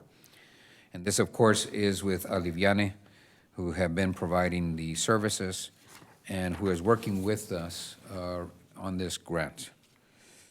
I believe that is the issue that we have before you.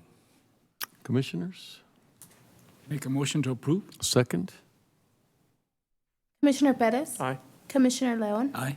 Commissioner Stout? Aye. Commissioner Robinson? Aye. Judge Samaniego? Aye. Motion carries. Thank you all very much for your attention and courtesies. Thank you, Judge May I be Anchondo. excused? Thank you. Thank you very much. Absolutely. Thank you. Item number 11, approve and authorize the county judge to accept the grant from the Office of the Governor Criminal Justice Division to the 384th Adult Drug Court Program from September 1st, 2019 through August 31st, 2020, in the amount of $182,988. No county match is required. Contract number 2019-0667. Morning. Good morning. Morning, Judge Commissioners. My name is Cynthia Morales Caro, and I'm for the Adult Probation Department. And I'm here before you just to ask that you please allow us to accept this grant through the Governor's Office in the amount of $182,988. It does pay for a county position, which is a master's level counselor, and it pays for a adult probation position for a licensed chemical dependency counselor, and it partially pays for a probation officer. Make a motion to approve? We like that no county match business. Absolutely, Your Judge absolutely. Commissioners, Wally Hargrove from the Office of Budget and Fiscal Policy. Just as a matter of information, this is the same amount we've received over the last several years. Thank you, Wally. Commissioner Perez? Aye. Commissioner Leon? Aye. Commissioner Stout? Aye. Commissioner Robinson? Aye. Judge Samaniego? Aye. Motion carries. Thank you for your support. Thank you. Item number 12, Public Works. Approve and authorize the county judge to sign the final change order number 3 to the construction contract for the Desert Acceptance Wastewater Collection System in order to accommodate needed changes during the construction to extend the performance date by 91 days. Additional funds in the amount of $375,890 are already built into the contingency budget for the project. No county funds required. Funding is available in EP Square Dance Waste Construction, contract number 2019-0648. Good morning, Judge Commissioner Monzer Sarraj, Planning and Good morning. Development, accompanied with Brian Clays, Vice President of Moreno Cardenas, our local engineering firm that helped with the design and managing this project. We have a presentation. We're asking for approval on the final change order for the Square Dance project. If you don't mind, we'll go ahead and go through the presentation, if that's okay. Mhm.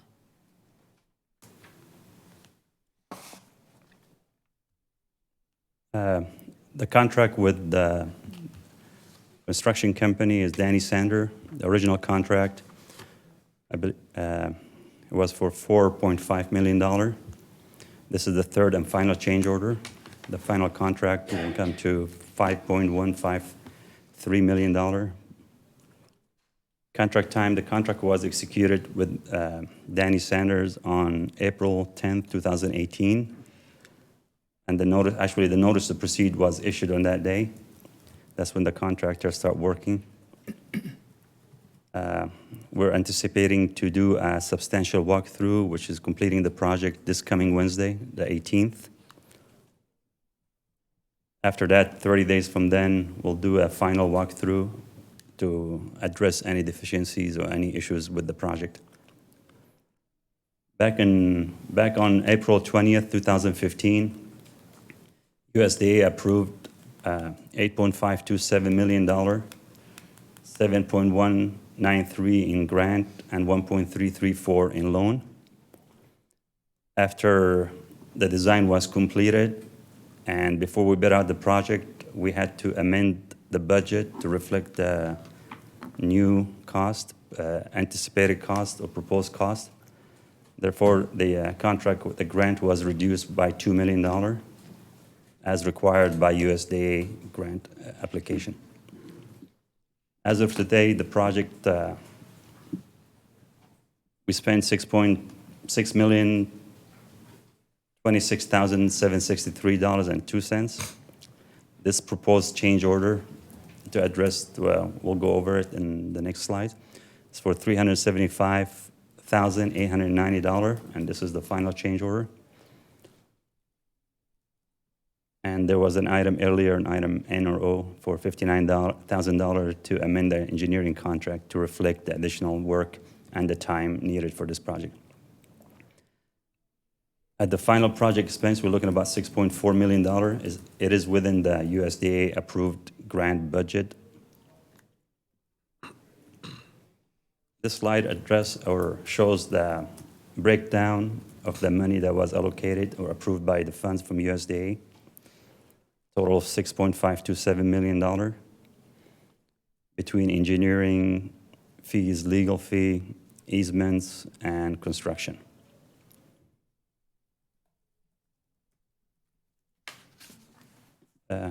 These are some of the pre-construction challenges we faced,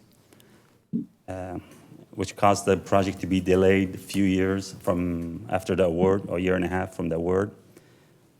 Securing the permanent utility easement, we had some challenges on acquiring those easements due to sale of property, different owners, split of partnership, and I guess the cost of the easements itself. Right away, that's within the square dance or desert acceptance area. We had some right-of-way issues, and we thank Ms. Cristina Sanchez for her help with that, resolving that matter, along with Signe Niemer. Some of the issues were the owners were hard to get a hold of. Some of them are out of town, some of them are renter, some of them were between sales, the property was between two ownership. And some of the challenges also with the site conditions, that the current owner or the renter were not familiar where the septic tanks or other items on the property. The original, the bid, as shows, the construction contractor was issued in April 2018. And the substantial, again, will be within 2 days. And that's when the project will be over, hopefully, substantially over, till the final completion to address any deficiencies. This slide shows two different aerials from 2017 and 2019. Even with my glasses, I barely can see the changes, but there's some changes with the additional dwellings were added during the construction after we awarded the contract, or after the bid went out, after the design started. A lot of people, the minute residents know that there's a development or some improvement going on, they start moving in, and that's some of the challenges we had during the construction.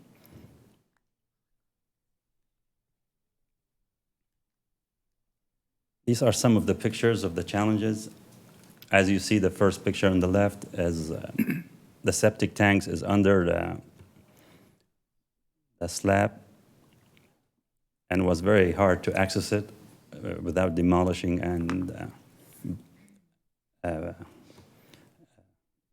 the concrete. And the other one was the septic tanks was inside that fence or the door. So we had some of the hard times getting to those areas.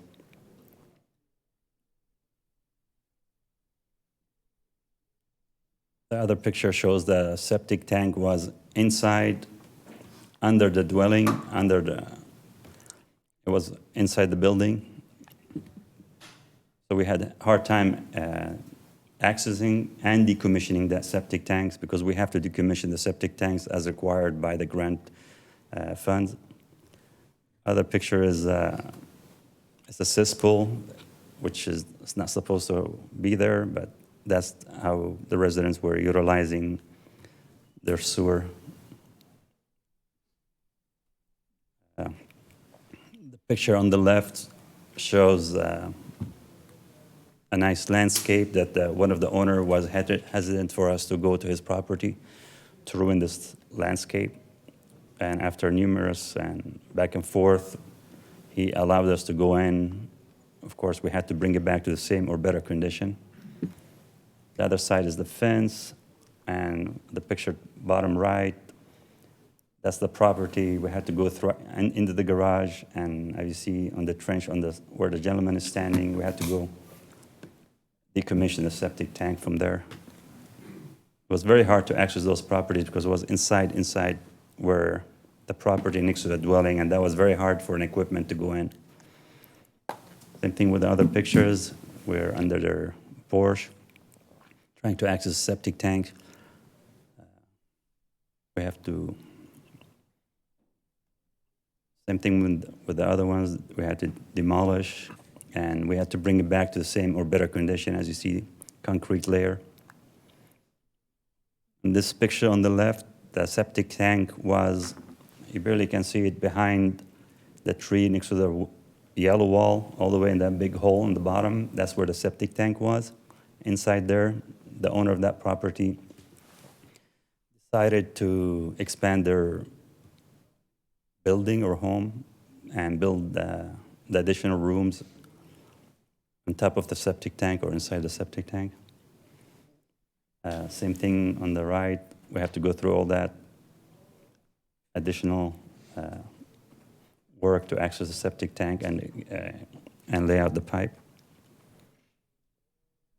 And that's the picture where the nice landscapes are. The gentleman or the owner of the properties, they want us to go in, but again, back and forth. We went in there, and a lot of the work was done on these properties were without equipment, so it was with shovels and hand digging, so that caused another delay. Other picture with the mobile home park, same thing, very narrow area for equipment to go in and out. The owner of that property, she just wanted to make sure that no damages happen to our property. Part of the grant, make sure the pipe, because of the distance between the street and the home itself, we went ahead and USDA approved, and we had to put a cleanouts for inside the pipes. That will help if any clogs or anything happens with the pipe. It will be easy access for the customer when they get a plumber to clean it out from there instead of trenching and breaking the pipes. Again, these are multiple cleanouts. Picture on top right shows multiple cleanouts and multiple connections from the house to the sewer. Usually one pipe comes from the house to the septic tanks. Unfortunately, with this project, we encounter multiple pipes coming out of the house that were not, some of them were connected to the septic tanks, some of them, unfortunately, were not connected. So after we moved forward with the project, finished the property, we came, customer or the owner of the property called back the contractor. I'm having issue with the plumbing, you need to come back and see what happens. So they go back, discover on the other side of the house, when they expand their building, they did not connect it all in the same septic tank. So we had to come back, the contractor had to come back again and trench and connect all those lines and connect it to the yard lines. Other challenges, as you see, is one property with three dwellings on it. They're family members, or 4 dwellings, sorry. And as you see, there's 1, 2, 3 septic tanks on one property. So we had to go, per USDA, we cannot just, we must decommission the septic tank, because that was the whole purpose of the project, to eliminate the health associated with the discharge of the septic tank. So we decommissioned that, and we had to connect 1, 2, 3, 4 properties to the new installed sewer. That's another property as well. Same thing. You have a trailer, start with a trailer, then if you see in the south side, a blue trailer, then they start expanding, they're building a building behind it, then another addition next to it. And as you see, there's 1 septic tank, and we had to connect. The thing is, we cannot just decommission we cannot decommission the septic tank without connecting everybody to the sewer. Otherwise, the other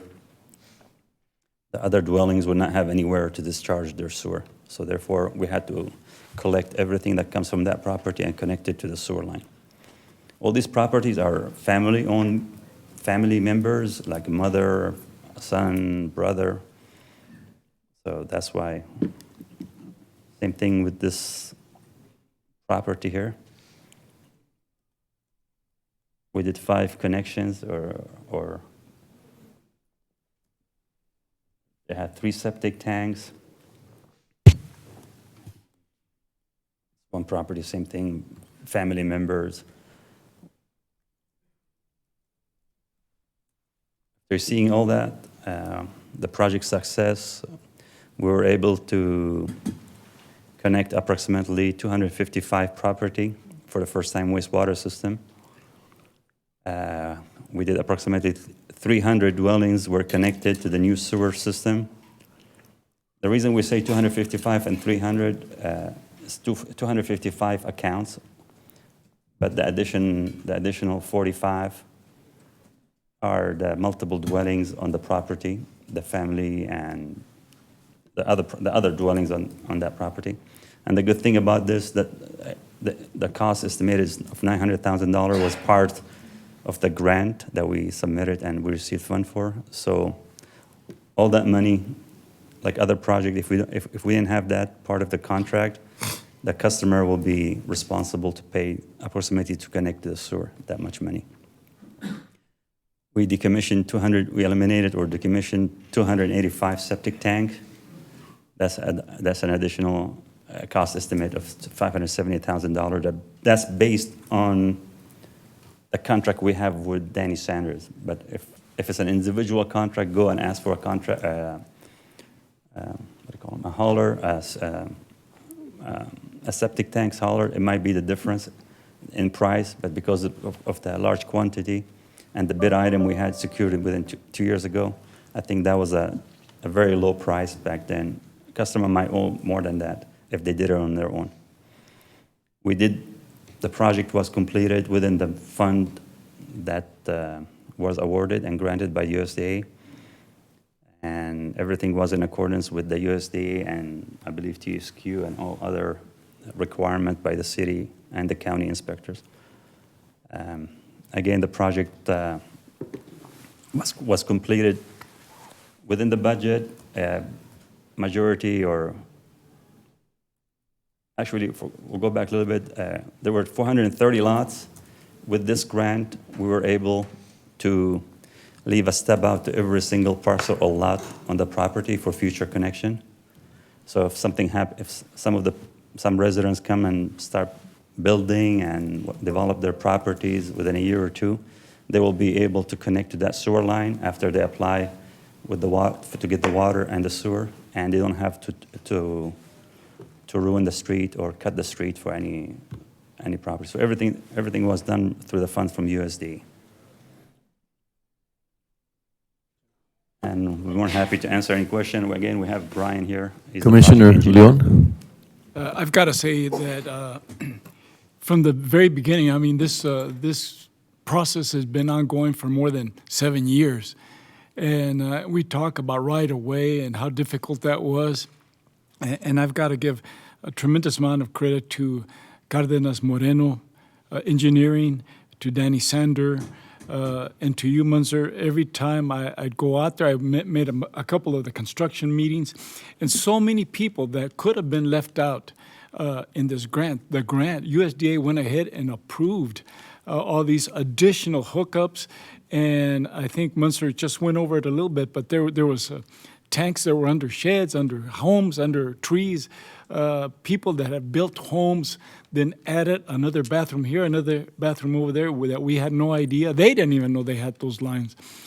To be able to follow them, decommission those other additional septic tanks, and those cesspools that were found that were, I mean, the bottom line is, of course, the health and safety of our residents and the money that was saved. And I think most of those residents understand that it is extremely expensive to connect your home to the main line under the street. And the grant covered that, and they went over and above those additional septic tanks that we were talking about just now. But Brian, I'd like to hear from you. I know that, you know, when I think I spoke to you, I think, why do we need an engineering firm? I mean, it's just downhill, let's make it happen, and easy. But it takes so much more, and even a lift station that we had some problems with trying to get that going. Correct. Good morning, Judge, morning, Commissioners. Thank you for meeting with us today. As Commissioner Leon mentioned, we've been working with him for numerous years now. And I can tell you, I always joke about my hairline and whether or not the color was different back then. Oh, you had hair. I did. But of my years of experience, I'm so happy to be at this point. This had numerous challenges that we've faced that have been different above and beyond than a lot of the projects that I've seen over the years. Again, truly commending the county staff and then USDA really getting behind the project and saying, we are behind connecting everyone, decommission everything to ensure that, you know, the intent of this job was the health and safety of the public. Get rid of the septic, let's get them on a properly managed public system. My experience on a lot of these jobs, we end it at the stub out at the fence line. And to include in our contract the ability to go on their properties, go in and reconnect these sites. And then just, you know, battling the challenges of unfamiliarity. A lot of people may have never drained their tanks, and the ability to address that and fix those issues really is, you know, this last slide is success.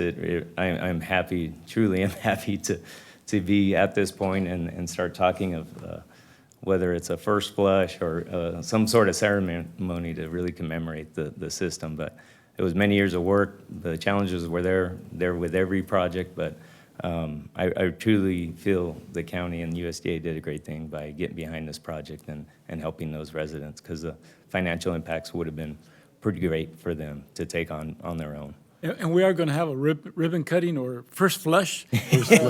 Although they have been flushing for a while. But yeah, we're trying to come up with a good name, but we're excited to be a part of this job and really appreciate working with all your staff. What a great effort towards infrastructure and all these community collateral benefits that Commissioner talked about and you guys talked about. Just very impressive as you look at what was supposed to happen. Yeah, there's delays, but at the end of the project, there's so many great things that happen because of the delays and taking the time to take care of things now instead of the really high cost of doing things later. Yeah. And so thank you, Monster, for everything and Public Works in general. Thank you so much. Yes, and I've just got to mention one thing, since Norma Palacios is there, and it was great, always dealing with Munster, always had the answer. If he did not, he would get back to me, and every time I went out there, he was out at the scene, so great job. Thank you. Thank you. I'd like to introduce Melissa Sanchez. Hi, Melissa. She's the construction engineer, project manager during the past year and a half. Thank you, Go ahead and Melissa. introduce her, Melissa Sanchez. Thank you. Suffered a lot with me. Good morning. She did all Thank you the all work. Good morning. for having us. I guess my role is being out there in the field and just knowing exactly what was going on. So in a lot of cases, I got the firsthand look on all these challenges that we had on the project. Along with our RPR who's on site. Well, thank you. And thank you for being here today. Of course, thank Appreciate you all it. for having us. Thank you. I think we have we need a motion, right? I make a motion to approve. Second, Judge. Sir, Commissioner Robinson. It's great that we have make some progress in this regard. We're talking about health and safety. I know that we don't have the authority to, because of where we are being the county, as far as zoning and things of that nature, but it just reminds me of back when we had Storm 2006. I had the privilege of doing assessment in some of the areas that got flooded out. In particular, there were a lot of areas, but in particular, like Socorro, I remember going out to one of the residents that had requested assistance, and the septic tank, because of the flooding, had overflowed, and the septic tank was built under the kitchen. And the substance was oozing up in the floor of the kitchen. And I said, wow. While one day I hope that I don't mean to say that we want to be very restrictive in that regard, but when we talk about health and safety, that's very critical to all of us. That we I say allow, or we're not allowed to restrict certain buildings or structures and have a septic tank built right up under the living quarters where people are living over, and particularly in the kitchen. They got to cook and eat in that. It was very disturbing. So maybe one day we'll be able to correct some of those problems. Actually, we're helping already by what you did, in this project. That's really moving towards what Commissioner Robinson has stated on a couple of occasions. So, well, thank you. Thank you very much. Thank you, Judge Commissioner. There's Commissioner Pettis? Aye. Commissioner Leon? Aye. Commissioner Stout? Aye. Commissioner Robinson? Aye. Judge Samaniego? Aye. Motion carries. Thank you very much. Thank you. Item number 13, pursuant to Texas Local Government Code Section 232.041, approve and authorize the acceptance, filing, and recording of the revision to the Emerald Park Unit 2 subdivision to be named Emerald Park Unit 2 Replat A. Good morning, Judge, Commissioners. Gilbert Saldana with Planning and Development.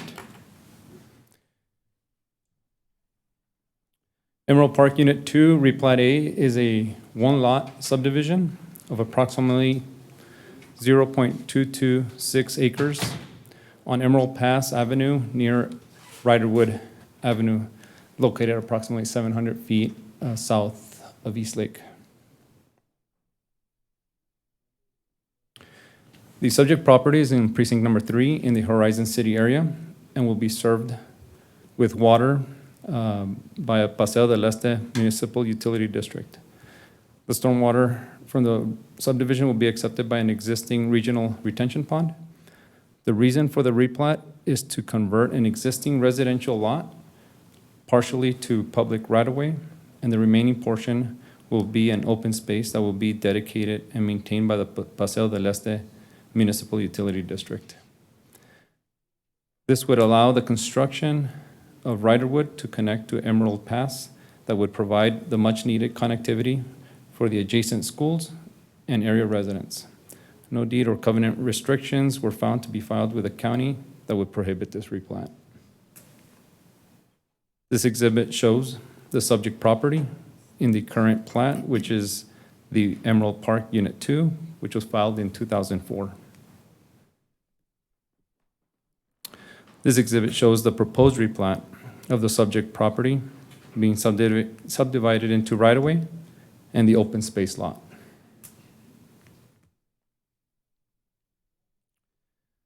The Planning and Development Department recommends approval of Emerald Park Unit 2 Replat A and to authorize the filing and recording of the subdivision plat. This concludes my presentation. We'll be happy to answer any questions. Motion to approve. Second. Commissioner Pettis? Aye. Commissioner Leon? Aye. Commissioner Stout? Aye. Commissioner Robinson, Aye. Judge Samaniego. You stepped out. Oh. Motion carries. Thank you.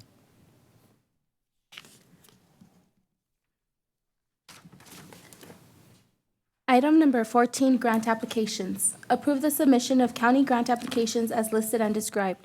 If awarded, all grant award agreements will be brought back to the Commissioners Court for final acceptance and approval. Item 14, with a correction from the Grants Division, approve and authorize El Paso County Sheriff's Office to submit a grant application to the International Association of Women Police Foundation to bring a guest speaker for a 2-day workshop presentation on diversified and inclusive leadership in the spring of 2020 to the Region 8 Training Academy. This grant application request is for $13,849 with no county match required. Good morning, Judge. Good morning, Commissioners. Isabel Hernandez from the Budget and Fiscal Policy Grants Administration. Through the guidance of Executive Chief Sylvia Aguilar at the El Paso County Sheriff's Office, the Sheriff's Office is proposing to host Captain Nuruddin from Bakersfield, California, for a 2-day workshop on March 5th and 6th for a diversified, inclusive leadership training course, which is designed to not only define the power of diversity to extend the effectiveness of inclusion and leadership, but by creating success of great organizations. This workshop is designed for all levels of women in law enforcement and focuses on enhancing the unique leadership skill sets and mindsets of women leaders in this profession and how to enhance and demonstrate their character traits. In addition to the leadership shared through this conference, the Sheriff's Office will propose to train 80 participants for a total cost of $13,849 from the International Association of Women Police Foundation. The support of this project, with your approval, would be greatly appreciated. Move to approve. Second. Commissioner Perez? Aye. Commissioner Leon? Aye. Commissioner Stout? Aye. Commissioner Robinson? Aye. Judge Samaniego. Aye. Motion carries. Thank you. Thank you. Thank you. Item number 15, Budget and Finance. Approve Amendment Number 49 to the County of El Paso's 2018 through 2019 operating budget. This budgetary amendment will increase grants by $504,291, thus increasing the overall budget of $455,705,262.48 to $456,209,553.48. Good morning, Judge and Commissioners. Wally Hargrove from the Office of Budget and Fiscal Policy. The backup for this week's amendment was sent to you with Friday's highlights. Were there any questions regarding this week's amendment? Move to approve. Second. Commissioner Perez? Aye. Commissioner Leon has stepped out. Commissioner Stout? Aye.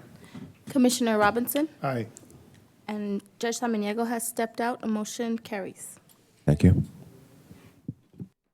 Now brings us into executive session. Before we go into executive session, I'll need a motion to delete item 16B.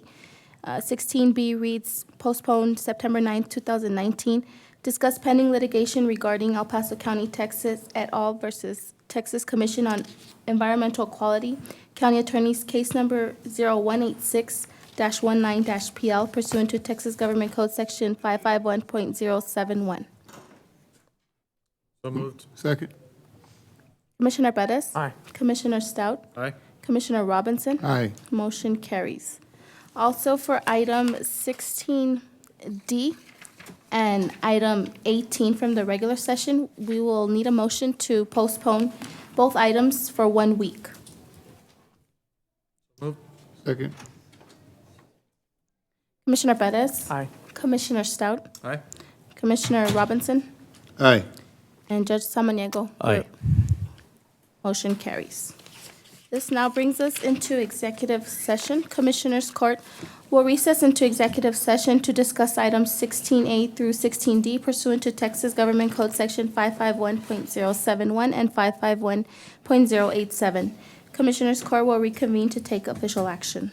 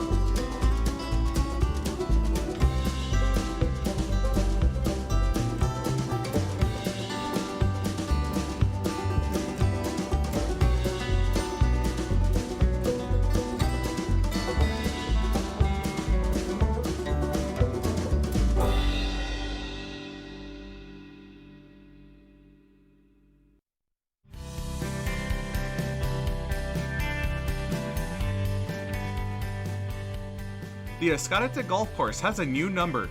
You can now call the Pro Shop for daily specials and tee time information at 915-771-2392.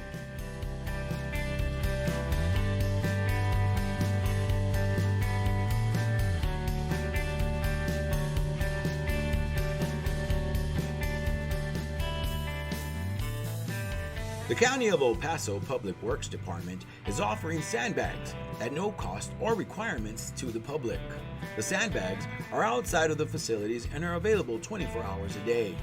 The location of the county facilities are the following: the Road and Bridge Fabens Warehouse, located at 1331 North Fabens Street in Fabens, Texas, 79838. The Road and Bridge Canutillo Warehouse, located at 191 Canutillo Avenue in Canutillo, Texas, 79835. And the Road and Bridge Montana Warehouse, located at 14698 Van Lane, El Paso, Texas, 79938.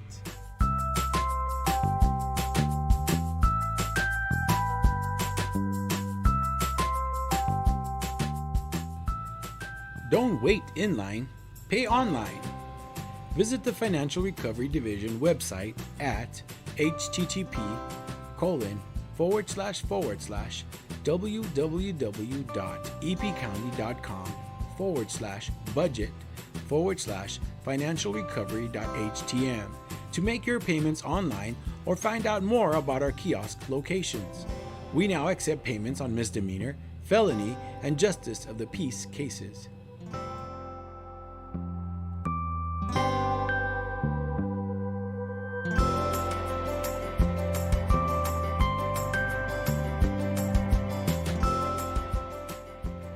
You can now watch Commissioners Court meetings on YouTube. Go to youtube.com and search for El Paso County Commissioners or El Paso County, Texas.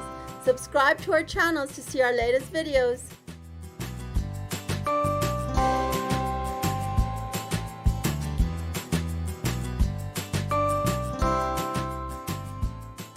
Did you know the County of El Paso's Purchasing Department is responsible for ensuring that all items and services needed by various county departments are purchased in the manner required by the state of Texas?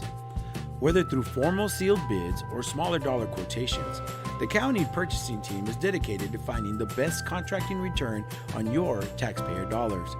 Additionally, the purchasing department is responsible for the tracking of inventory within the county and properly disposing surplus through public auctions. For questions about how to become a vendor and compete for county contracts, or to learn more about public auctions, please contact us at telephone number 915-546-2048.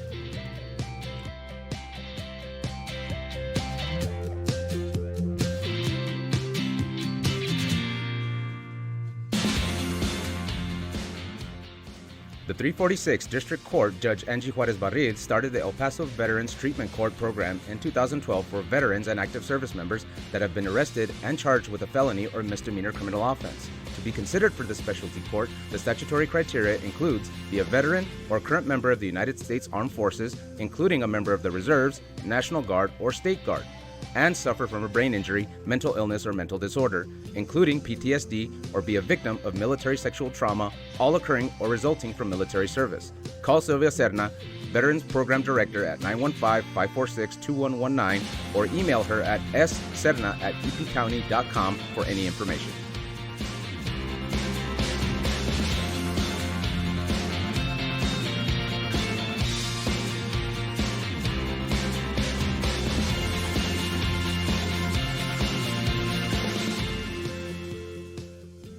Did you know that the County of El Paso's fixed asset control and inventory disposal is handled through the Purchasing Department? Throughout the course of each business year, the county holds live public auctions to dispose of aged equipment, vehicles, furniture, and other items that are no longer needed. To find out about upcoming auctions or to learn more about the county's inventory disposal process, contact the Purchasing Department at telephone number 915-546-2048.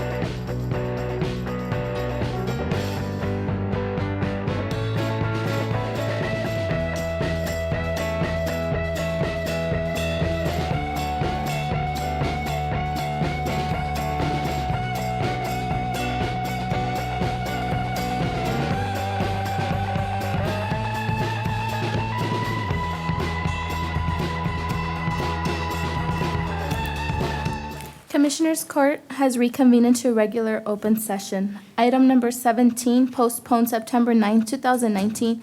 Approve and authorize the county judge to sign a Chapter 381 Economic Development Agreement with Project Clean Room, contract number 2019-0293. Morning, Judge and Commissioners. Andrea Hutchins with the Economic Development Department here in El Paso County. We're here this morning to discuss Project Clean Room. This project, if you remember, was brought to you originally back in the spring of 2019 and does satisfy 3 out of the Category 2 economic incentive policy agreements. So I would like to introduce Mayra De La Canal, who's going to go over some of the particulars of the project.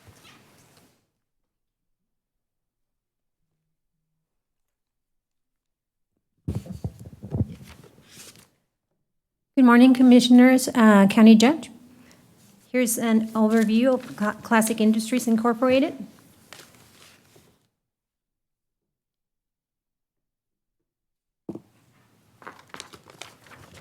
The applicant is Classic Industries. The company offers advanced injection molding packaging, medical products, devices, and solutions.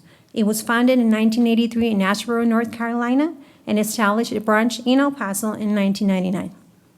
The company's capital investment for the new expansion amounts to $8.6 million, between personal, $5.8, and real property, $2.8, for a Class 8 certified clean room.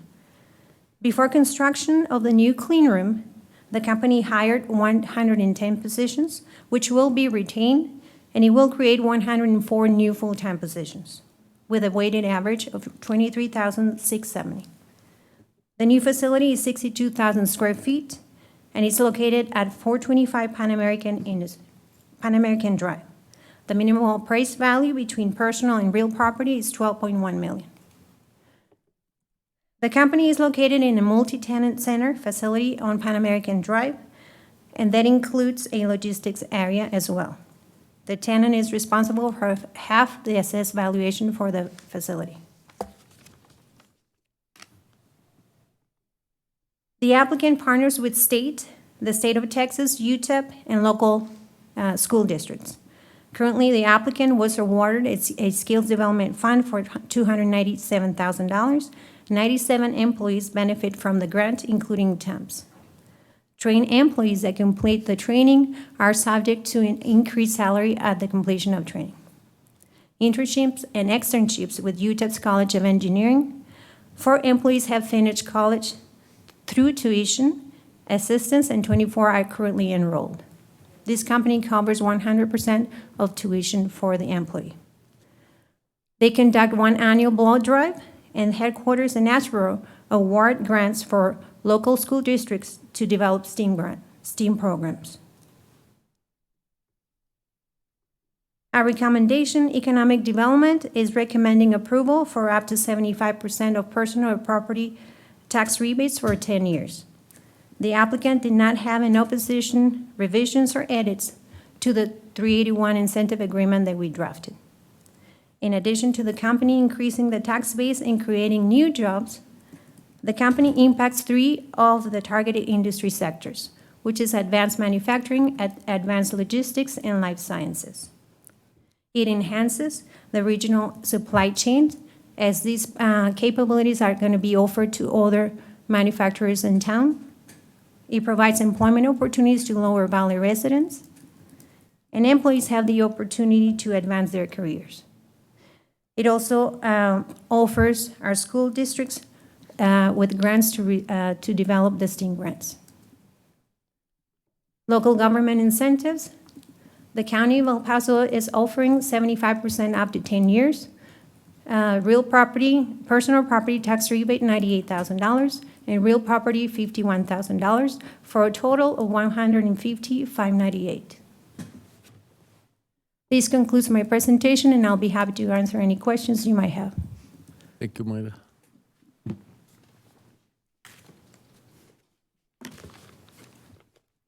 Motion to approve? Second.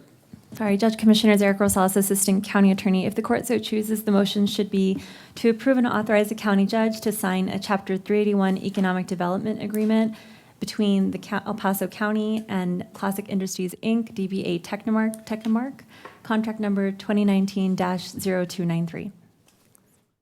I amend my motion to reflect that. Thank you. Second. Commissioner Bettis? No.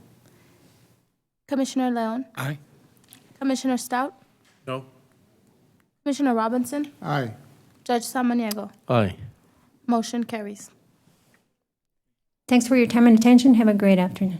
Thank you, Maida. Thank you, Andrea. And this completes all the items on today's agenda, Judge.